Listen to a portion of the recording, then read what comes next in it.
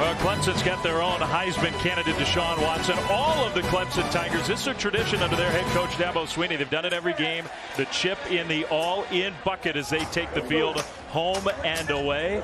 And at Georgia Tech, they've got their own pregame tradition as the Yellow Jackets took the field. The Ramblin' Wreck leads the way on this Thursday night in Atlanta.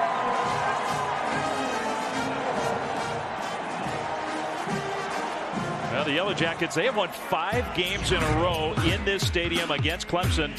And Jesse, the Tigers have had a lot of good teams in that stretch. So these have been mostly upsets, wins. This has not been a fun place for Clemson to visit. No, and I think the biggest issue really for anybody that plays Georgia Tech defensively is trying to stop this option attack on offense. It's such a foreign scheme in today's era of college football. It's very hard to do it on a short week. This defense tonight for Clemson has their work cut out for them, but they all understand how hard it's been to win here, and that's why Dabo Swinney had his defense practicing against the option back in spring football during fall camp. He understands how big of a game this is tonight. Well, this has been the Nissan pregame rush, and now we get ready for kickoff. Georgia Tech won the toss, and they have deferred, so Clemson's going to get the ball first, and it'll be at least a few minutes before they have to defend that triple option. Dabo Swinney has done such a great job with this program. But after coming up just short last year, major expectations with that guy back here for 2016. And so far, it just hasn't been quite as easy as everybody expected. And so a big test tonight here against a team that's had their number in a place that has not been friendly to them.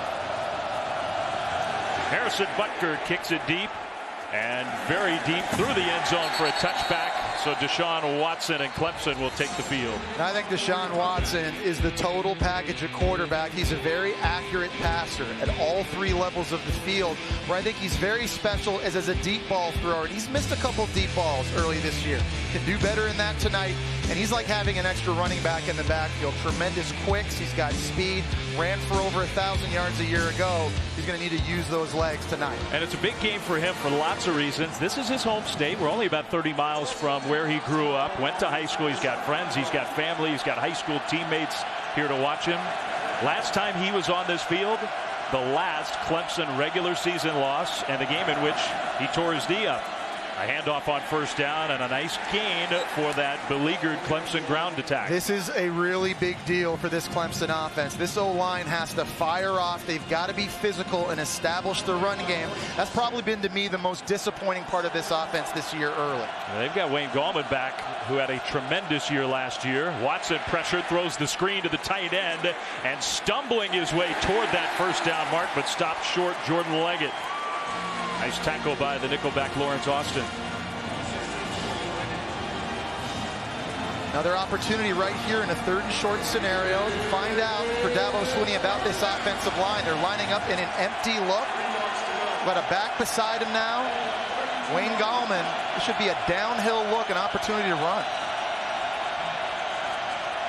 3rd down. Watson throws. It's caught for a first down, and that's their big play receiver. They got a few of them, but big number 7, Mike Williams, with the first down catch. Certainly, I think that Georgia Tech secondary is aware of the creatures lurking on the outside. You got big Mike Williams, who's one of the best deep threats in college football, and you see the respect that Steph Durham at corner is giving him on 3rd and short, giving him that much cushion.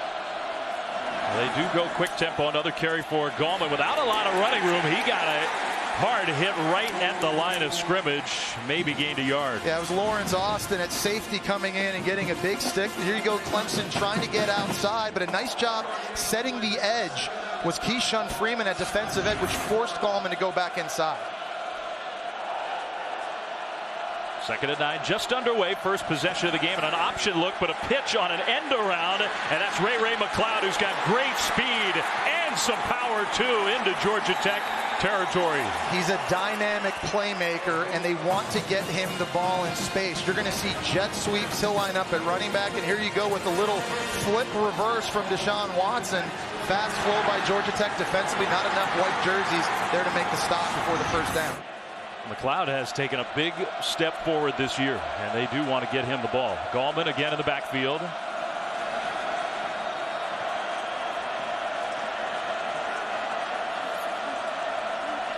Sean Watson on first down, throws middle. He's got his tight end again, caught for another Clemson first down. Well, the Tigers, like we said, they're 3-0. They're still a top 5 team. They started the year number 2 in the country. Wins against Auburn, Troy, South Carolina State. Look, you go on the road and you beat Auburn in Auburn. It's a good win. It just hasn't looked quite the same so far. And now, 1st and 10 again. Gallman gets another carry with some room up the middle, breaking tackles inside the 25, down close to the 21. Well, and I think in fairness, Auburn's a better defense than I think a lot of people thought they were going to be. So they put up 19 points early. Everybody thought the sky was falling. That wasn't as bad. Troy with 13 points heading into the 4th quarter, I think was alarming to everybody. But they picked it back up against South Carolina State, against inferior competition. I think that's why right now, a good-looking early drive here. This offense looks like they're playing with confidence. Plenty of time on the play clock. McLeod will come in motion. They're going to pitch it to him again, this time running left with a first down and more. Inside the 10, pushed out of bounds inside the 5. It'll be 1st and goal. And they got a great kick-out block by Wayne Gallman out of the backfield on the safety A.J. Gray. You see number 9 coming into your screen. There's the block that allows Ray McLeod to turn it up. Now, this is an area of the field near the 5-yard line. You have to be aware of Deshaun Watson's running ability. 1st and goal. Clemson on the move. He's going to throw a fade to the end zone, and a jump ball caught by Williams. Touchdown. And what a start, Jesse, for this Clemson offense. That's about as good as you could hope for, I think, both running and throwing the ball. And Mike Williams at 6'3", 225 pounds, just has a tremendous catch radius. It's a nice job of getting air under the ball by Deshaun Watson, allowing his receiver to locate the football. And a cornerback there, number 17, Lance Austin, just never got his head turned around. He had no shot against Mike Williams. That's hard to defend. Greg Hugel will line up for the point after. 9-play, 75-yard drive, touchdown, and then the extra point is up and good. Clemson used all of its weapons on that first drive, and they got it in the end zone. Their big play wide receiver, Mike Williams, one of the best in the country. Tigers have a 7-0 lead.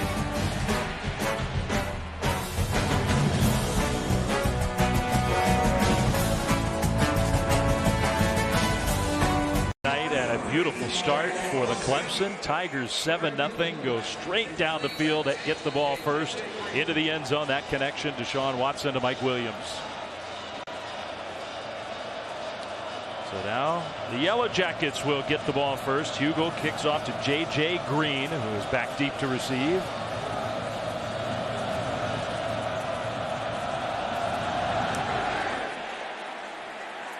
That one is well through the end zone for a touchback. So Georgia Tech will take over and have the ball for the first time with their senior quarterback Justin Thomas leading the way. And I really think he's the perfect fit for Paul Johnson's spread option attack. He's an outstanding athlete. He's very quick. He's a very good runner. He's actually leading them in rushing right now, but he's got a lot of experience. You've mentioned it. This is his 30th consecutive start. He does a good job with the decision making in the option reads, and I think he's the best passer Paul Johnson has had as well. So he's really a dual threat, and I think he gives Georgia Tech a chance against what is a very fast and athletic Clemson defense. I think Coach Johnson agrees with you. Of all the great teams he's had at Georgia Southern, Navy, and now Georgia Tech running that offense, Thomas the best passer of the bunch, and right away a tackle in the backfield. Christian Wilkins just came straight through to blow that play up. Christian Wilkins at 6'4", 310 pounds, has tremendous quickness. This is him. He's just going to crash. Taking the dive, Justin Thomas doesn't hand it off, so he says, you know what, then if you're not going to give it, I'm just going to tackle you. That's a very interesting dynamic, having that big an athlete with his quicks playing defensive end. He was a defensive tackle a year ago, but because of some injuries early this year, they've had to move him outside. They were trying to block him with the true freshman, as they call it, B-back, and that did not work. Now on the option, Thomas keeps. Got hit and got close to the original line of scrimmage. Dorian O'Daniel with the tackle. It'll be 3rd and long. Well, the Yellow Jackets, they feel like they are a much improved team this year. They did not have a good year last year. They've already matched their win total from 2015, and wins against 2 big conference teams, Boston College and Vanderbilt. But those offenses in particular, Jesse, a much different thing than what they're facing tonight. Yeah, and of course Clemson scoring on their first drive puts a lot of pressure now on Georgia Tech. to have to respond, and this is not where Georgia Tech wants to live. 3rd and long scenarios, passing situations. And a false start by their left guard. Will Bryan moved. So 3rd and longer now. False start, offense, number 70, 5-yard penalty, 3rd down. And in these situations all night now, you see Paul Johnson getting ready to make a substitution with a brand new play. These obvious passing downs, Clemson's defense wants to keep Justin Thomas contained in the pocket. He's only 5'11", maybe. Doesn't see great. He can do a lot of damage if he scrambles around and gets outside. So a big key for this Tiger defense, trying to bottle up, fence in Justin Thomas on these obvious passing downs. 3rd and 16 right away. Clemson has been good with their 3rd down defense early in this season. Thomas back to pass. Rolling out under pressure, gets away initially, and then just throws it away. Wow, took a hit at the end of it as well. Yeah, right now Georgia Tech is having issues blocking Christian Wilkins. And that time Carlos Watkins, big number 94, he got in on the party as well and did a nice job cutting Justin Thomas off on the scramble, forcing him to pull up and throw that away. But this is probably as good a start as you could have hoped for if you're Dabo Swinney. Yeah, maybe other than the injury on that play. Jalen Williams is down for Clemson, so while they look at him, we'll step aside. Clemson with the early 7-0 lead.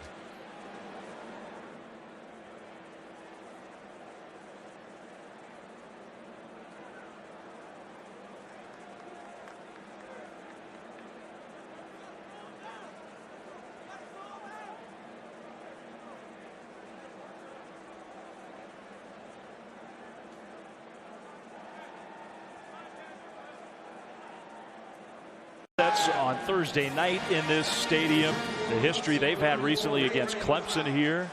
I think Georgia Tech fans really feeling like an upset was a distinct possibility. So far has not started well for them. Ray McLeod breaks a tackle. McLeod to midfield. Now the ball comes out. A Clemson player on special teams recovered the ball. So that's not going to be a turnover. I do think they ruled it as the ball coming out. Yeah, it was Lamont Simmons, number 6 from Georgia Tech, that got the hit on. He put his right hand in on the football, and there were a bunch of Georgia Tech players just kind of hanging around beside this. It's a nice job there by Chad Smith of Clemson. Looked like he was the one that kind of fell on it. That could have been awful and given Georgia Tech so much momentum after a slow start. Because I think Clemson's feeling like they can step on it here early with the way things went on both sides of the ball. With the great field position. Gallman, a fake. Watson keeps. Watson straight ahead running inside the 40. Now let's go down on the field to Laura Rutledge. Dave, exactly what you just said. Dabo Swinney going over to Deshaun Watson and telling him, let's not let up, keep the pedal to the metal. Also going to the Clemson O-line and saying, this is what I like, pointing to a clean Deshaun Watson jersey. All quarterbacks like that, Laura. Might have gotten a little dirty on that last run. Watson with a good pocket, now going deep, right sideline, incomplete. Intended for Artavis Scott. Lawrence Austin had good coverage. We've seen early in this game Clemson have some success running the football. It's been with Wayne Gallman. They've gone jet sweeps to Ray McLeod and Deshaun Watson on that last zone read.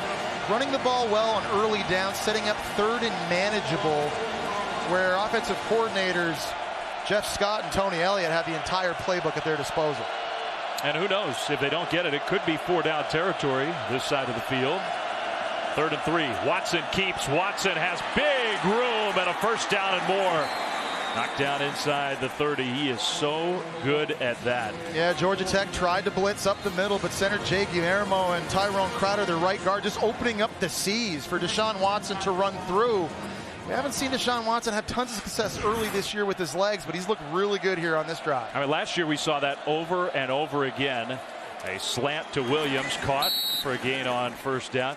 Only Greg Ward Jr. of Houston last year had more 3rd down runs for a 1st down than Deshaun Watson. Yeah, well, and it speaks volumes then to what that can do to your offense and your offensive output when you can stay on the field using your legs on critical situations. Watson will do it on designed runs and in scrambles.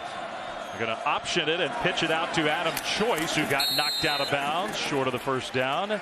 A.J. Gray came up from his safety spot. And they're running it between the tackles. They're running it outside of the tackle box. They're getting different guys involved and really keeping this Georgia Tech defense on its heels guessing. Georgia Tech's going to have to be more physical up front at the point of attack to slow this rushing game down.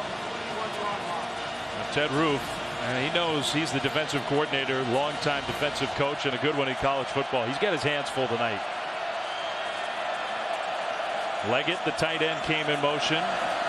Watson will throw, and it is caught, and that is Leggett for a first down. This is good news. They're getting Jordan Leggett going. You know, he'd only had one catch coming into tonight's game, and he's a big-time athlete. 6'5", 260 pounds, can run, great hands. He's a big weapon in the red zone. Already 3 catches in this game early for Leggett. Yeah, 1 catch all year, as you mentioned. There's another nice run, this time Adam Choice. The guy you could argue is the best pass-catching tight end in all of college football. And I think deliberately they're trying to get him going tonight. And so right now, you're Georgia Tech. You're down here in the red zone again, and you want to load the box to stop the run. But if you do that, now you're leaving one-on-one opportunities on Mike Williams at the top of the screen. You got Leggett in the slot. But right here that's something I know Deshaun Watson likes to see. A good block from the running back, and another ball to the end zone. Williams, no, incomplete. He caught it, but apparently was out of bounds. Yeah, I think it was his left foot that went out of bounds. He didn't drag it. He kind of picked it up. Watch the left foot. It's in the air, yeah, and it comes down out of bounds. Just had to be a little bit more mindful of where that boundary was, and that's a good break for Georgia Tech defensively. They need a hold here to force a field goal and try and stop the bleeding. Because I think that was another good delivery from Deshaun Watson. It was, yeah, right on the money. Can't throw it better. 3rd and 5, 9th play of the drive. They'll go back toward Williams. Incomplete, no flag. Williams was looking for one. Step Durham with the coverage. Yeah, good coverage that time by Step Durham. It's only 5'11", 194 pounds, giving up a lot of size here, and kind of like what looked like it started like a slant, ended up being kind of an inside go route. But you can see right now when Deshaun Watson sees one-on-one opportunities outside, he's going to take them. These Georgia Tech corners, when they're on those islands, they're going to have to make big play after big play to stay in this one. Well, Hugo, you saw that number. He has been money from inside 40 yards. A very reliable field goal kicker. 27-yard attempt. It is up, and it is no good. So much for that, and that's a boost for the Yellow Jackets. No matter how you get it, you need to swing momentum, and there was a near touchdown pass to Mike Williams that was out of bounds, and now you get a missed field goal. Capture that momentum here on this next offensive drive. That'll be big for Georgia Tech. Did the plant foot slip a little? Some loose turf? Whatever caused it. Field goal, no good. Georgia Tech gets the ball back.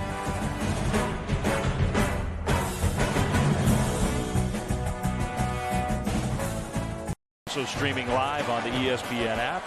Watch ESPN.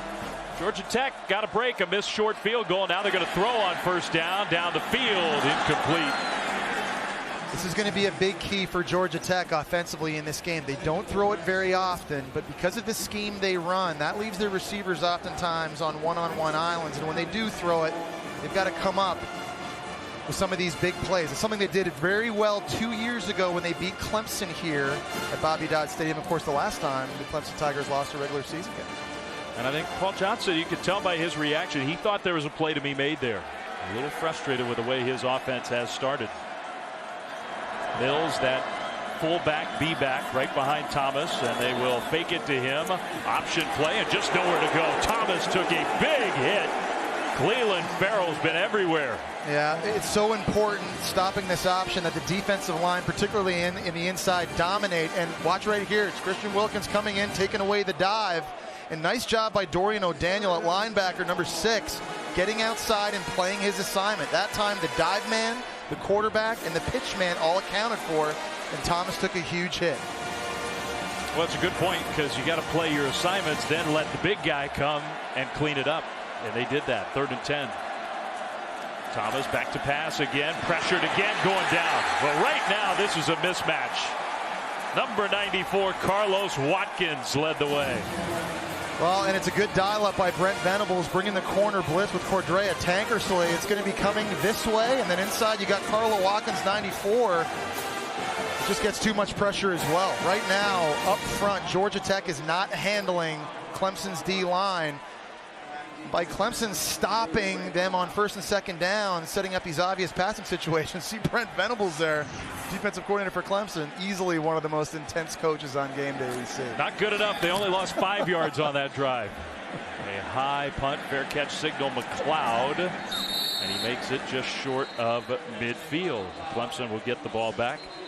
More college football on Saturday in the SEC. This is a big game on both sides. LSU visits Auburn, where the Tigers have not won a conference home game since 2014. And then also in the SEC, a good one from Dallas, Arkansas and Texas A&M at 9 Eastern, both on ESPN. Yeah, looking at LSU, it just seems like Purdue transfer Danny Etling has just kind of stabilized that offense. He's been sound at the quarterback position.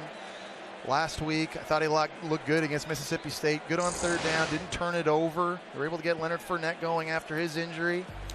Yeah, a bit of a different looking offense. They've fallen out of the top 10. Our college football rankings brought to you by Northwestern Mutual. But the pieces are there, Jesse, for if they get even solid quarterback play for LSU to climb back up the ladder. Well, we've been saying that for 3 years. They're a quarterback away from a playoff or shot at a national championship. Watson with Gallman alongside. They'll give it to their tailback Wayne Gallman, who gets stuffed.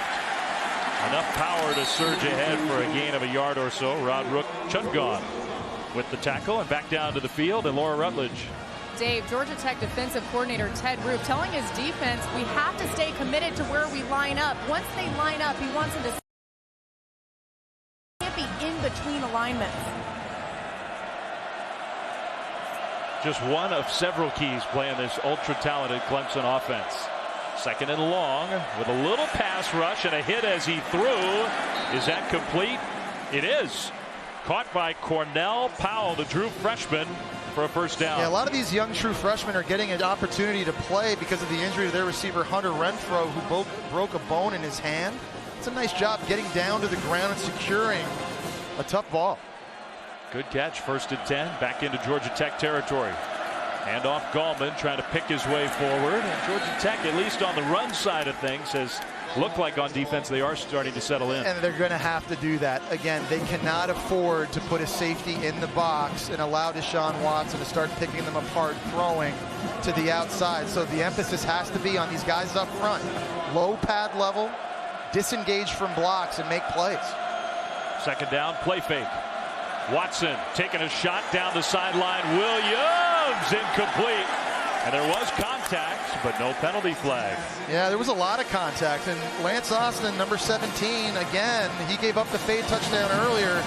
He didn't do a good job getting his head turned around. And oftentimes referees are looking for this. See, there's a grab on the right arm there. And what I thought was a push early, really, when you watch it in slow-mo, it really wasn't. I think that's a good no call by the referees there. I'm with you. Not a lot of experience for Georgia Tech in the secondary. 3rd and 9.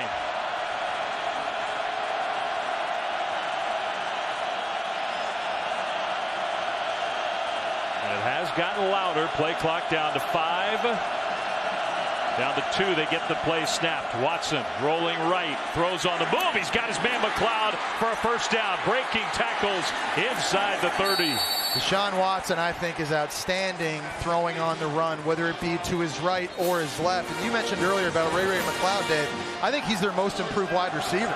A year ago, he was making a lot of plays and jet sweeps and handoffs. This year, he's running routes so much cleaner and crisper, getting himself open. So another 3rd down conversion. The fake pitch, they gave it to McLeod coming from the right side for a gain of 3. That's Corey Griffin, number 14, who came up and laid a lick. And he's really an excellent run supporter in the secondary of this defense. It's an inexperienced bunch. They lost 4 starters from a year ago, but they've got their hands full tonight in run support and obviously in coverage. Tight end Williams went in motion. Rolling right, Watson looking downfield. He's got a man wide open, caught! And out of bounds, just short. Travion Thompson, the sophomore. Clemson fans thought he was in, but stopped at the 1. And it was a coverage bust by Georgia Tech. They kind of lined up in a bit of a flexed bunch formation, and Thompson was just in the slot. He ran a simple smash route or a corner route. And he did step out of bounds. Yep. The ball was not quite at the goal line, but it's 1st and goal. Gallman. Takes the handoff. Gallman, end zone touchdown. I think you have to give Clemson's defense a lot of credit so far because they've forced 2 3-and-outs. They've actually forced Georgia Tech to lose yards, punt the ball and give Deshaun Watson and this offense the ball back literally at midfield. And it's made this a lot easier for the process. 2 times in a row. The last time they had it, they just missed the short field goal. But you're right about that field position, and then the offense taking advantage. 8 plays, 62 yards. Gallman for the touchdown. And Hugo, I mean, we saw him miss the short field goal. He kind of chunked it. He has had a problem with PATs. This one is perfect. No problem there. And Paul Johnson knows he's got his hands full tonight. Yeah, no doubt about it. Right now, the offense firing on all cylinders, running and throwing the football. Deshaun Watson looks like he's in a good rhythm. Clemson up early, 14-0.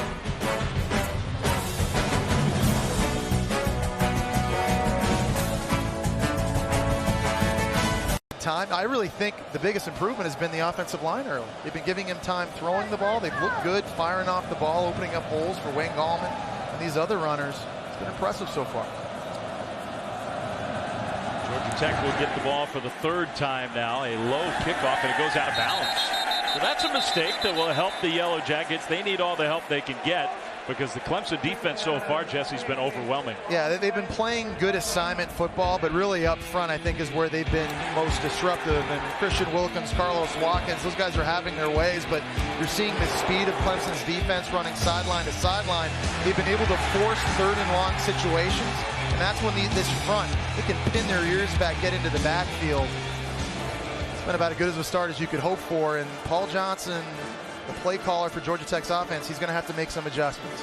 Well, last year, and Coach Johnson told us he thought it was the worst performance he could remember of any of his teams last year against Clemson. They could not move the ball. He was confident that things would be different tonight, but they've run 6 plays. Only one of them has even gained any positive yardage, and they have a total of -8 yards of offense here in the first quarter. Obviously, that needs to improve. Marcus Marshall gets the carry straight ahead, and there's a positive gain. Only 3 yards, but it's something. Well, the issue with stopping the option is that it's such a foreign scheme today in the modern landscape of college football, where decades and decades ago it was more the norm. But with the dive and the quarterback run and the pitch, the ball can really be 3 places at once. And if you're not playing sound assignment football on defense, one guy's out of place, they can hit the home runs. There's a lot of football to go here. Paul Johnson, who's been coaching this offense for 32 years, excellent at making adjustments. That's what Georgia Tech's going to have to do. And you mentioned the 3 pillars of the triple option. Another dive play. That's sort of always option number 1. Scott Pagano was there to make a tackle. The quarterback keeper in the pitch. That's the key. You have to stop the dive first. If you don't stop the dive, they'll keep handing it off for 3, 4, and 5 yard gains, and you die a slow death. This is a scheme, obviously, that has worked extremely well for Paul Johnson. As you see, he lead the FBS in rushing yards since 2008. Here we go, Dave. Another 3rd and long situation for the Yellow Jackets. Part of the game plan for Georgia Tech is to stay on the field, tire out those big guys up front. And they just have not been able to do that here in this first quarter. Thomas back to pass. This time he does have time. He throws and incomplete. Knocked away. Here comes a penalty flag, though, behind the play. Van Smith, the safety, intended for Quay Searcy. Yeah, it looked like Van Smith just got there a split second too early. Pass interference. Defense. Number 23. 15-yard penalty. First down. I think that's the right call. I mean, Justin Thomas had Searcy wide open on the corner route. He kind of didn't lead him enough to the outside, which forced Searcy to slow down. And Smith just ran into him a split second early, got a hand on it, but there was body contact before. Now that was real close to being a great play, a perfect play. No doubt. He was not happy that the flag came in. 15-yard penalty. That's the first down of the game for Tech. Marshall once again, that fullback. They're going to pitch it left side and looked like there was a hole. It closed up quickly. Dorian O'Daniel, number 6 right now, is doing a phenomenal job out on the perimeter, be it containing quarterbacks or containing the pitch man. And it's so critical with all the different cut blocks that Georgia Tech likes to do. You got to be able to stay on your feet. You got to be able to disengage from receivers that are trying to crack back you. It's just a nightmare. But here tonight early, he's showing you his athleticism. Well, I wouldn't go with the Krispy Kreme call on this defensive play personally. But it's tasty. It's something tasty. 2nd and 8. Under center. Hand off. No, a pitch play. Left side and well defended again. This time Van Smith with a clean tackle and hit. I take it back. The donut defense worked. Yeah, you know that, dude. I mean, there's few things in life that are a sure thing. Krispy Kremes deliver every time. You dial that up as much as you want. We got another 3rd and long scenario now. Yeah, you got to think another big play needed here by this Georgia Tech offense. Stay alive. So the first quarter comes to an end. Clemson, it could hardly have gone better for the number 5 ranked Tigers and the Georgia native Deshaun Watson. He and Clemson take a 14-0 lead into quarter number 2.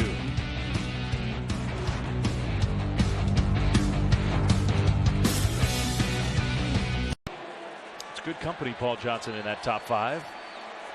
Start of the second quarter, Georgia Tech across midfield, but 3rd and long. Pressure to screen set up to Marshall, who sort of stumbled, and he's going to be caught from behind.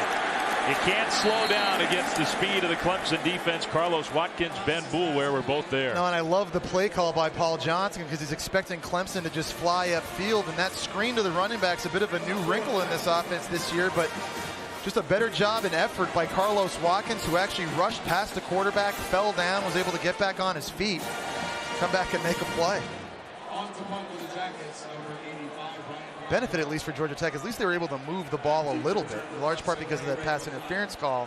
This hopefully won't set up Clemson in great field possession like they've been throughout the entire first quarter. Because penalty yards don't count as total offense, they still have negative yardage for the game. End over end punt, and a pretty good one inside the 10, inside the 5, down and around the 2. So that was good execution. Simmons was there to catch that punt. All right, we gave you enough time to think about it. Our Aflac trivia question. Aflac. 171 wins for Paul Johnson. 5th most among active FBS head coaches. Number 1, Brian Kelly. Well, people forget, Central Michigan and Cincinnati and all the wins he racked up there.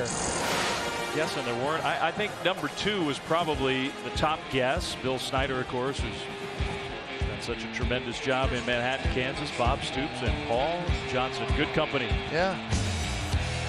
Georgia Southern and Navy on this triple option with lots of success. Gallman, the tailback, in the end zone. They go from the shotgun. Gallman maybe got a yard, maybe not. There's an example of Georgia Tech selling out a little bit. They dropped their safety, Corey Griffin, number 14 again, into the box. And this is that pick your poison dilemma we talked about. It's good to have extra bodies to stop the run if you're willing to risk potential disaster on the outside at receiver. Well, I do think they have to take some chances. Another handoff, and again, not much running room. Gallman out to the 4. Grant Mitchell, a middle linebacker, in on the tackle. Yeah, and here's where I think if you're Georgia Tech, you need someone to win up front on the defensive line in a one-on-one scenario. They have not been a great pass rushing defense early this season. 3rd and 8. Play fake. Here comes a rush into the end zone. That ball incomplete, knocked away. Intended for Scott, but a good play at cornerback from Lamont Simmons. It started inside. Number 91, Patrick Gamble. He was the guy that got the rush and got in the face of Deshaun Watson. And a nice play by Lamont Simmons. And he's big. He's long at 6'2", 200 pounds. He's able to get the long arm out extended in front of Artavis Scott. That's a great stand by this Georgia Tech defense. Now they force Sandy Teasdall and the punt team pinned up against the back end of the end zone. Brad Stewart is standing in Clemson territory ready for this punt. No pressure, but not a real great punt. It's going to bounce though. Stewart couldn't get up there, and that cost Georgia Tech some field position. The end result is a good one for Clemson. So the Yellow Jackets get the ball back. The green apple helmet decals that you might be noticing on the helmets here tonight, part of the Extra Yard for Teachers initiative created by the College Football Playoff Foundation. ESPN proud to support college football's week-long salute to teachers in their local communities throughout the country. To learn more about how Extra Yard for Teachers is honoring, celebrating, and inspiring these educators today, visit www.cfb-foundation.org. Kind of like your teachers back in Ontario. A lot of French teachers growing up. The bilingual elementary education of Jesse Palmer. Thomas kept it and got a yard on first down. Yeah, but just again, another example on that play of just sound assignments fundamentally from the Clemson Tigers. That time, 45 Chris Register doing a good job keeping Justin Thomas contained. This is an uphill battle right now for Georgia Tech. They're trying inside. They're trying to run outside. See if they can find a weakness or a chink in the armor of this Clemson front. And it's not just tonight. I mean, this is a quarter plus tonight. Go back to last year. They could not move the ball on the ground against Clemson. Thomas hand off that B-back. There was a hole and close to the first down. Dedrick Mills. Yeah, and a little bit different look up front. That time they pulled big number 70, Will Bryan, right here around this way to try to get a little bit of a lead and a little bit of a kick out block on number 6, Dorian O'Daniel. He's really been everywhere. There's a little crease finally we've seen in this running game. This is a scenario 3rd and 1. Georgia Tech, if they don't get it here, they're going to go for it. They're going for it. Yeah. Paul Johnson loves to go for it on 4th down. Mills, the fullback. They hand it to Mills, trying to push his way forward, and they did get it. That is the first down other than the penalty for Georgia Tech tonight. And that time they ran behind their mountainous right guard, Shamir Devine, 71, 6'7", 370 pounds. These defensive tackles for Clemson, they've been disruptive tonight, but you feel like if Georgia Tech's going to have any success running the ball, they're going to need this guy to get some push. This is him right here. He just looks different than everybody else up there. 370. First down at the Clemson 40. Thomas, the fake, the pitch, and the defense right there. The hit in the backfield on Quay Searcy. Well, and if you're going to stop these outside pitch plays, your pitch defender, that time Ryan Carter, 31, you've got to be aggressive. You're going to see a lead block to the right side. Number 31, the corner coming out of your screen. Let's go ahead and run the play. Number 3 tries to get outside the A-back. It's Isaiah Willis. He's not able to get the block. You're going to have to execute better than that. If you don't make that block in this offense, you don't beat Clemson. You got to get that block on. They lost 4 yards. Back to pass, pressured immediately, dumps it down, and they lost yardage there. Going backwards, Clinton Lynch, who's been a big player for them, but he had nowhere to go. Yeah, I mean, Justin Thomas right now has no time when he's dropping back behind center, and he's got no time when they're trying to move the pocket and change the launch point. Seems like Brent Venables has been one step ahead, dialing up blitzes at the opportune moments, and there's just free rushers coming at the quarterback. Well, you saw Paul Johnson send in J.J. Green. That's how they get the play calls in here at Georgia Tech. He is his own offensive coordinator. 3rd and 17. Not a lot of plays in this offense for 3rd and 17. We're going to get down to the 30. Thomas throws. That will be incomplete. Hit the turf. Yeah, and those were the types of plays that Georgia Tech came up with 2 years ago when they won this game. That time, great coverage by Tankersley on the outside. Secondary forcing small windows, and that's very, very good field position wasted by Georgia Tech's offense. They got 1 first down and then started going backwards again.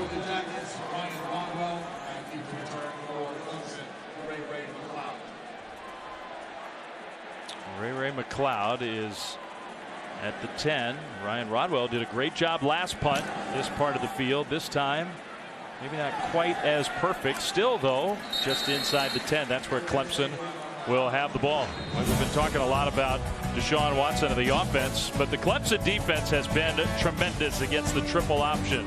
Everywhere, no running room. 14-0.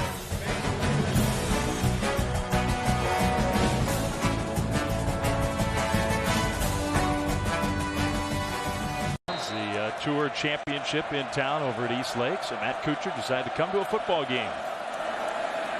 Deshaun Watson and Clemson, their offense back on the field. Second down and short. You think Kuchar ever takes the medal off? Does he wear it around the house? The hardware? I don't know. I mean, that's kind of one of those that's hard to get. It's hard to get. I mean, you can win tournaments every year being on tour. It's just, the Olympic thing is only once every 4 years.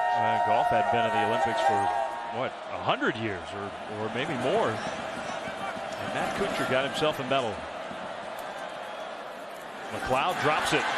And Georgia Tech playing the ball like it might have been a backwards pass, but I think it was clearly forward. That should be an incompletion. Yeah, the officials haven't said that yet, though. Well, Deshaun Watson threw this from about his own 13-yard line, and Ray McLeod dropped it at about the 15. So I think it's pretty clear that it was a forward pass.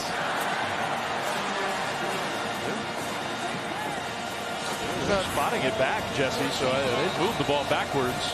We talked about drops being a big issue for this offense early this year. They had 12. They counted in their first 2 games.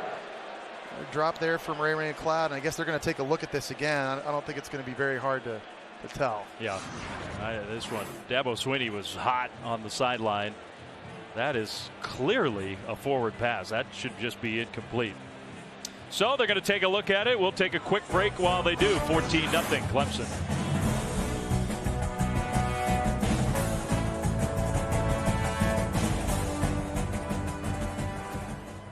Get the best seat. I mean, that's like riding in a Great Gatsby. A lot of airflow. Not a lot of leg room back there. The Ramblin' Wreck now 3rd and short, and Watson on an option style play will get the first down. They did overturn the call on the field. We thought it was pretty obvious, but hey, take a look, get it right. They did. It was a forward pass, not a fumble, a backwards pass. So it made it 3rd and short. That was a big difference as Watson gets the first down. And we're seeing again Deshaun Watson more involved running the football early in this game than we've seen this year. Swing pass. McLeod hangs on to this one. A nice cut upfield. Breaks a tackle. McLeod close to the first down.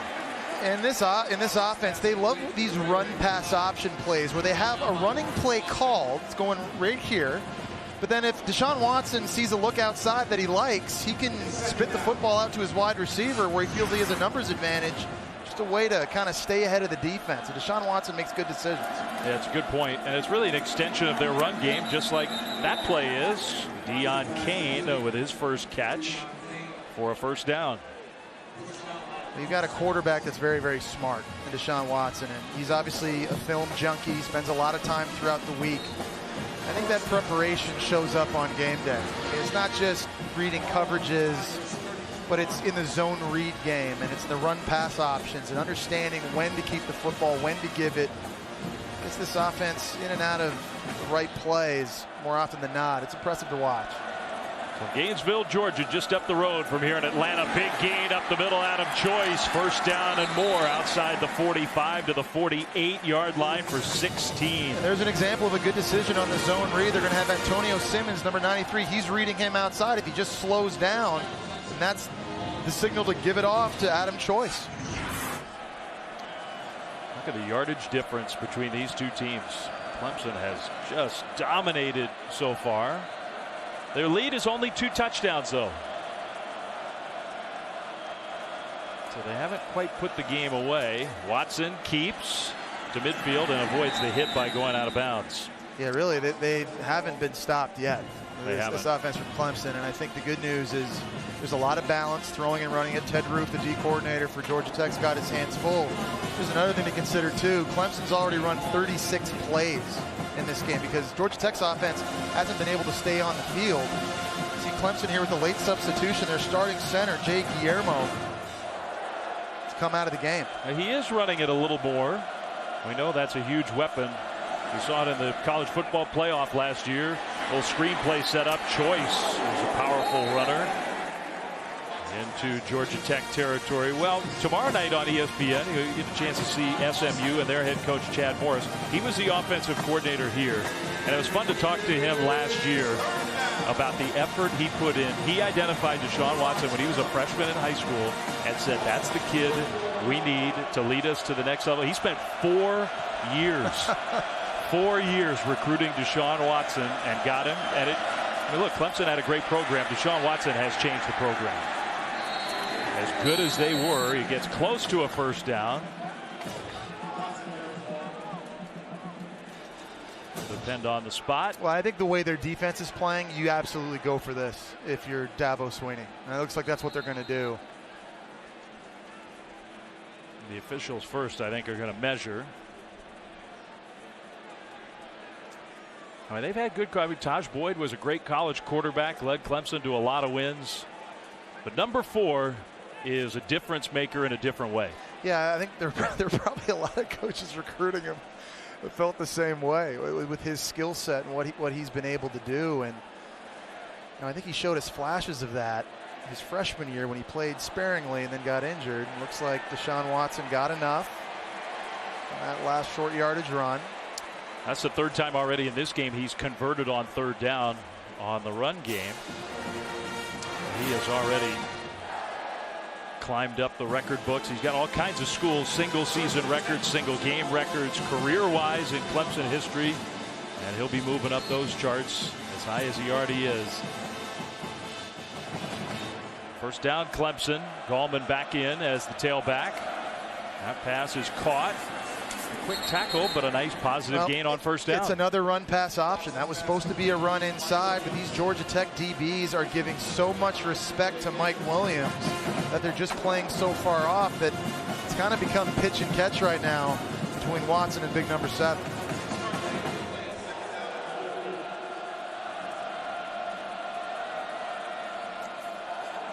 Now pressure, and Watson for the first time is going down. Patrick Gamble got there and got the sack. And remember, Clemson has their backup center, Justin Falcinelli, in the game right now. And on this play, he gets confused. Patrick Gamble lined up right over top of him right here. He doesn't even try to block him. It looked like he maybe slid the wrong way, and that was just an easy path to the quarterback, which disrupted the timing. 3rd down and 9. Tech almost jumped. Already the 12th play of this drive. Little cat and mouse game. Deshaun Watson wanted to audible because there was an all-out blitz look. He kind of slowed down, and now Georgia Tech has gotten out of the blitz look. And the play clock's working down. Nice job by Georgia Tech changing up the look after Deshaun Watson was taking. 3rd and 9. And those Tech fans trying to help their defense get off the field. Gallman picks up the blitz. Watson goes deep, and it is incomplete. There was more contact there. Clemson wants the flag. It never came. Intended for Scott. Yeah, definitely some hand fighting. Lawrence Austin, number 20 at safety. There's some kind of checking. I mean, Scott grabbed it. Yeah, he the defender's face mask kind of pulled him down.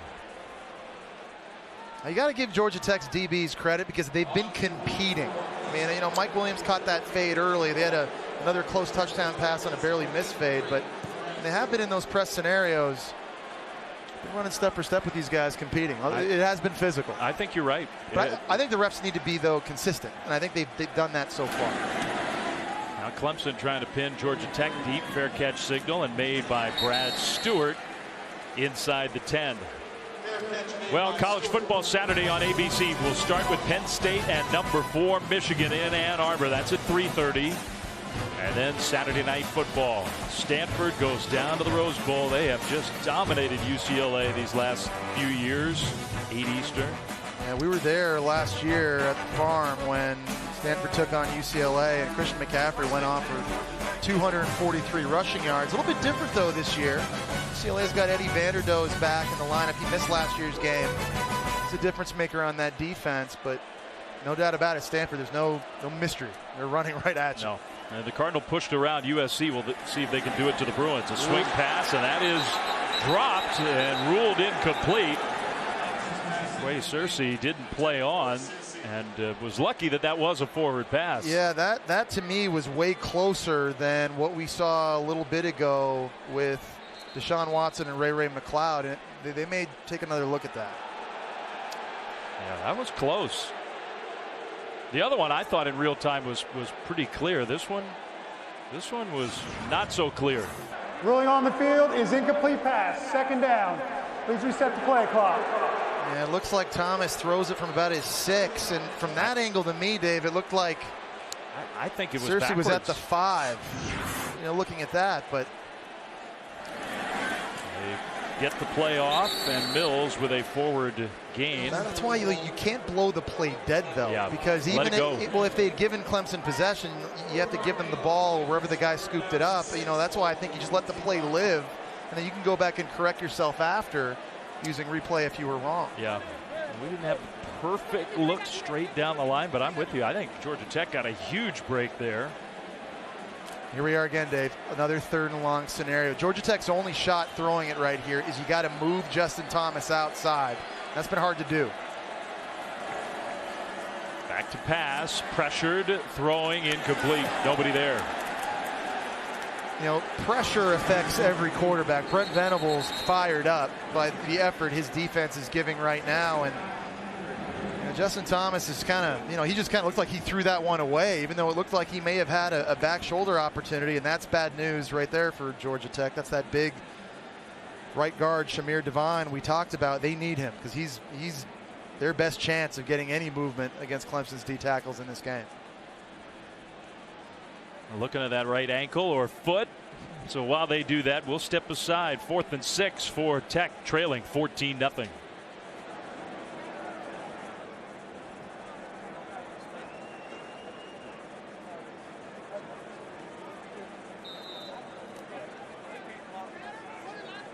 At that right ankle, foot, leg. Had to limp off the field. 4th down, deep in their own territory. Georgia Tech's going to punt the ball back to Clemson, trailing 14-0 with just under 4 minutes to go in the first half. Pressure on that punt. McLeod comes up, takes it to midfield. What a good move. He only got 5 yards, but great field position for Clemson. And we'll check into the studio with Adnan Burke.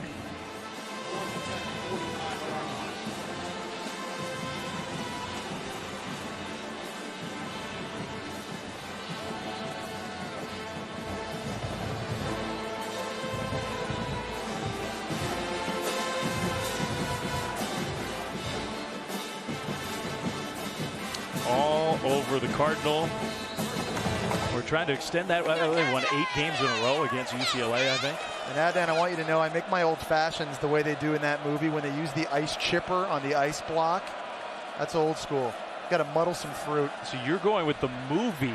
Here's a nice catch by McLeod in traffic inside the 25. And we talked about his improvement as a wide receiver. You didn't see a lot of this a year ago, but what an impact he's had on this team early, not just on offense, but in the return game as well. Nice job climbing the ladder, just plucking that football out of the air. That was 24 yards. Clemson 1st down, not quite inside what we call the red zone, but definitely in scoring position. And the total yards, the 1st down numbers all look so lopsided. Clemson trying to make the score look a little more lopsided. Watson, a little shoulder fake. Now he's throwing toward the end zone again, incomplete. Led McLeod maybe just a little too far. Yeah, and that's a miss by Deshaun Watson. You're right. He had Ray McLeod open. That was a double move. It was a slant and go. And I think you can just see the confidence that co-offensive coordinators Jeff Scott and Tony Elliott have in number 34 this year. Hunter Renfrow, again, out with that injury. It's giving him an opportunity to see the field more often.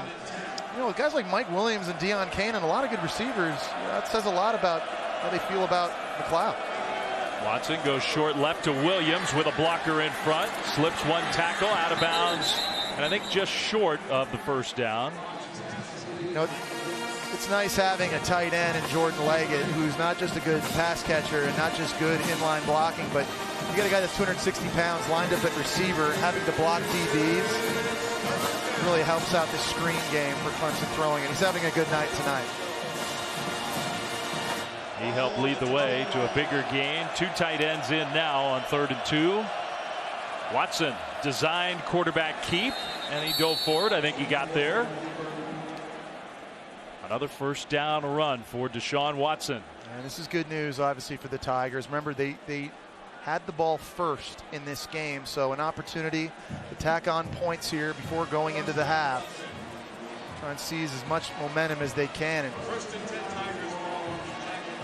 it's not very loud tonight here at Bobby Dodd Stadium. Yeah. Do you agree? I think the game has dictated that.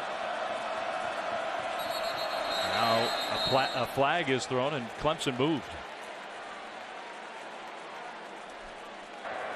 Ball start. Offense, number 63, 5-yard penalty. First down. All right, let's go down to the field, and Laura. Dave, you mentioned the production of Jordan Leggett so far in this game. Deshaun Watson on the sideline has been telling him throughout the game, hey man, I'm going to keep going to you. We need to get more comfortable in game. Well, he's too big of a weapon. He's too good of a player to not touch the football. And again, there's only one football. When you got guys like Mike Williams and Deion Kane and Wayne Gallman, Ray McLeod, Artavis Scott, you know, you got to share it.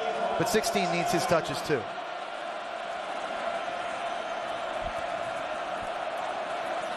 Watson threw it to the defense. Intercepted at the goal line, and then the ball comes out.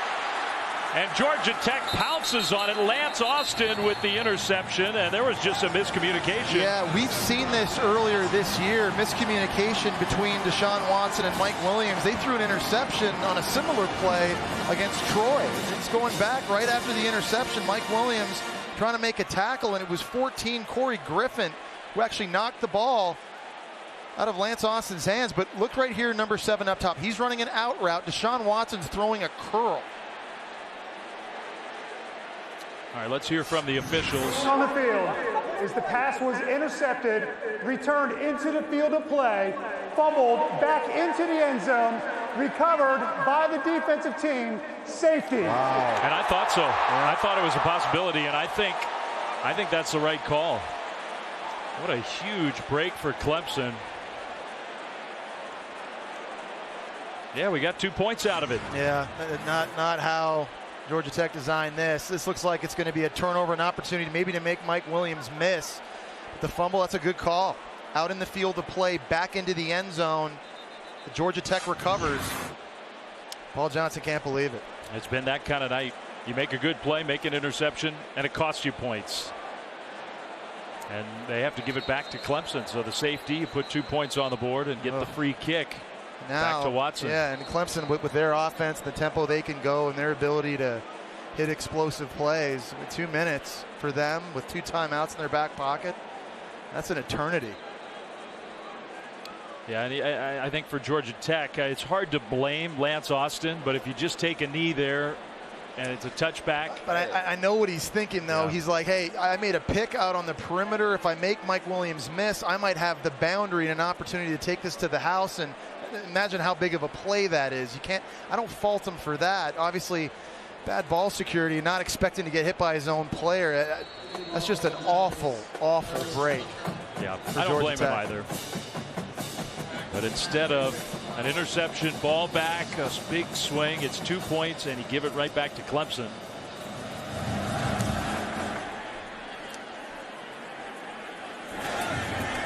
So that free kick, pretty deep, taken by Scott, and he'll bring it out close to the 30-yard line. Well, look, Jesse, we don't want to get too far ahead of ourselves because we still have some time to go in this game at Georgia Tech. I mean, we've seen their offense before, not built for comeback.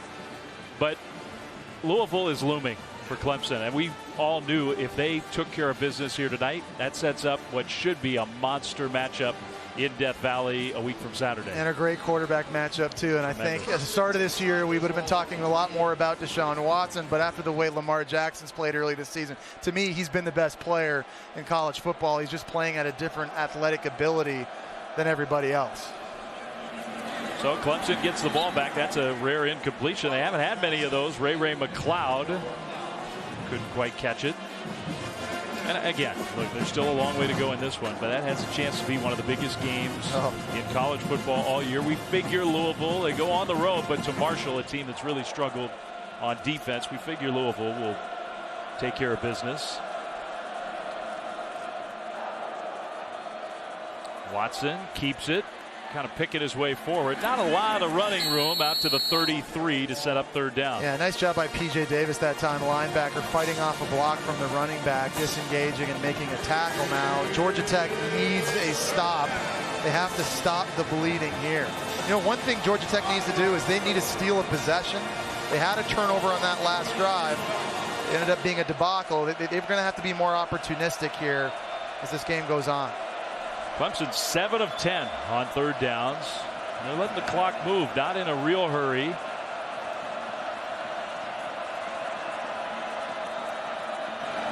Home into the backfield. They snap it at 5. That quick hitter left side. McLeod again, another Clemson first down. Yeah, and it's just too much cushion that these corners are giving these wide receivers. It's 3rd and long, and the cornerback number 17, Lance Austin, he's way off of Ray McLeod, and that's just pitch and catch. That's just too easy. And nice job knowing to get out of bounds and save those precious seconds, as many as you can. Tech only has 2 first downs in the first half. McLeod and Clemson, they have 16 first downs. They have twice as many first downs as Georgia Tech has yards. Gallman's screen play set up nicely, using his blockers nicely into Georgia Tech territory. That's one of the things right there I really like about Deshaun Watson is he knows the type of throw on every given play. If he's got a receiver wide open like he did 2 plays ago with Ray McLeod, where you're throwing to a running back like right there, you take a little something Holding. off it. Offense, number 17, 10-yard penalty. Replay, first down. So there was a penalty against Clemson. Cornell Powell, the true freshman wide receiver, is way up here, working one-on-one, trying to get outside of Wayne Gallman. Generally, when receivers look behind them to find out where the ball is, they lose sight of where that defender is. That's generally when you sometimes see these holding penalties. This will be the 51st offensive play for Clemson in the first half. That's 1st and 12. That from the spot of the foul, they move it back 10 yards. Still with 2 timeouts, plenty of time to get into scoring position. Watson downfield, caught, and there is that true freshman Powell making up for the penalty perhaps. Another Clemson first down, and he gets out of bounds. It's a pick your poison dilemma. You want to stay off because you want to leave, you want to keep the ball in front of you and not give up the explosive play. But when you do that, it's just too easy of a job for Deshaun Watson. These receivers are too open. You come up and press, now you're worried about the deep ball going over your head. Clock stopped at 45 seconds. It rolls on the snap. Now over the middle. Nice catch. Mike Williams breaks a tackle inside the 20. Still on his feet to the 15 and down to the 13-yard line. Yeah, well, there was a ball that Deshaun Watson had a lot of heat on. When you're throwing those in routes into zone coverage, you've got to put it on the receiver, and that ball had some velocity, and a nice job by Mike Williams showing off the catch radius and those long arms. And Nick Saban in Alabama watching this game said, all right, we've seen that throw before. No doubt. First down, swing play, Gallman right side. Gallman lowers those shoulders inside the 5. Now they have the 2 timeouts, and they'll use one of them here. Yeah, we talked about how quick this offense can scoot down the field, and you're seeing it here on this drive using all the different playmakers, and nice job by the offensive line here getting out in front. That was Jake Fruemorgan at right tackle helping spring a block. With all those timeouts in the back pocket, it's just so much time for this offense to operate. I mean, they can eat up yards in a hurry. Well, you already mentioned they have more first downs than yards. They have more first downs nearly than Georgia Tech plays from scrimmage. And so that speaks volumes about how well their offense is playing and volumes of Brent Venables and that Clemson defense and how lights out they've been as well. 18 seconds to go until halftime. Tonight after our game, join Stan and Neil, Sports Center at night. Full breakdown of this game, the NFL game, Texans and Patriots, all the NFL news, baseball highlights, everything else at Sports Center at night after college football after us right here on ESPN. Because Clemson still has 1 timeout in their back pocket, they can actually afford to run the ball here if they so choose to, burn that, and then take shots into the end zone. First and goal inside the 5. Watson, some pressure tried to come, but it was picked up, and the pass is incomplete. On the hands of Deion Kane. That had a chance to be a touchdown. This has been Deion Kane's problem this year. He's had critical drops and some that should have been touchdowns. This is a perfect throw from Watson away from the defender. Deion Kane, I think, is too talented of a receiver to let that go through his hands. You need to have better focus. Sometimes you wonder, maybe put pressure on himself after what happened, sent home from the playoff at the end of last year, wasn't allowed to play. Now the drops start to pile up, and they will fake the handoff. Watson keeps and tackled right at the line of scrimmage. Big tackle by Victor Alexander. And Clemson has to use their final timeout. Now, do you trust your quarterback to take a play into the end zone, try to get the touchdown with 9 seconds to go? Yeah, I think you do. Absolutely, and I think if I was Jeff Scott or Tony Elliott, I'd be thinking about, a run-pass option potentially for Deshaun Watson out on the perimeter, give him an idea. He's a good enough athlete to try and run it in, make a guy miss. Listen, you got a lot of tools, though, in your toolbox. You got a 6'3", 225-pound Mike Williams that can jump over someone and dunk on them. You got Jordan Leggett at tight end at 6'5", 260 that you can flex outside. They throw him fade routes down here as well. I think if you're Ted Roof right now, you're not really sure what Clemson's going to come at you with, and that's the issue. But when you're this close down by your end, generally you've got to play tight man-to-man coverage. All right, he read Dabo Swinney's lips, maybe. We don't have any timeouts. We don't have any timeouts. And just emphasizing that to his team. And if they do choose a run play, you got to get it in, because I don't think you can get the field goal team out there. Yeah, the good news right now for Georgia Tech, they've got their biggest corner, Lamont Simmons, up here against Mike Williams one-on-one. And I'd be surprised if the ball doesn't go in that direction. Just based on what we've seen. Watson. And there was a flag. Somebody moved. That's the right tackle. I think it was Jake Fruh-Morgan. Down here in that. False start. Offense. Number 63. 5-yard penalty. 3rd down. I was just saying a second ago, it didn't really seem like it was loud in here. That student section down here in the end zone for Georgia Tech, they really kind of picked it up. Made it louder. And yeah, that happens, by the way, with Dabo Swinney. It doesn't matter if you're a starter. You make mistakes like that, you come out of the game temporarily. He pulled him out of the game. So the backup tackle, the true freshman, Sean Pollard, came in.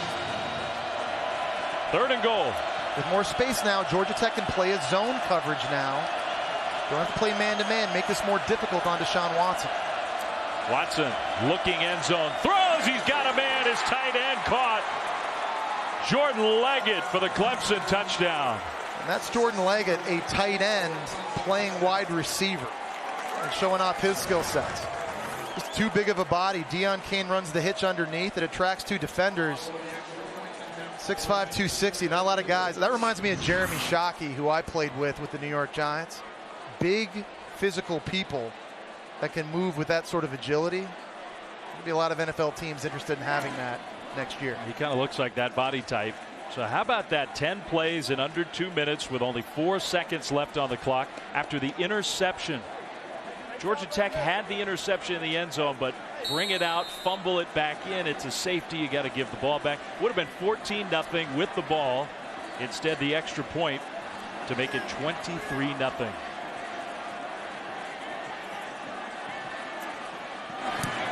Up and good. I mean, the interception cost him 9 points. No doubt about it. That is tough to swallow. Well, here on Thursday night in Atlanta, full day of college football on Saturday with lots of good matchups, including 3 top 25 showdowns in the SEC. We got Michigan State, Wisconsin, Washington being tested for the first time on the road at Arizona. That'll be an interesting game. Yeah, I mean, who they played so far? Rutgers, Idaho, Portland State, I think. And there's been a lot of hype around Washington entering this year on offense behind Jake Browning and some of those young skill players they have in that defense. But you're right, this will be in this stretch coming up for Washington, going on the road at Arizona this week, but then we've got Stanford at home, then at Oregon. And then this one's going to be awesome. Yeah. Stanford, UCLA. I'm with you. And I do think UCLA will do a better job against Christian McCaffrey. Easier said than done, though, isn't it? Easier said than done. And all the different ways that they like to use him. And Stanford used that. It's not quite the triple option, but they used that jumbo package against USC over and over again.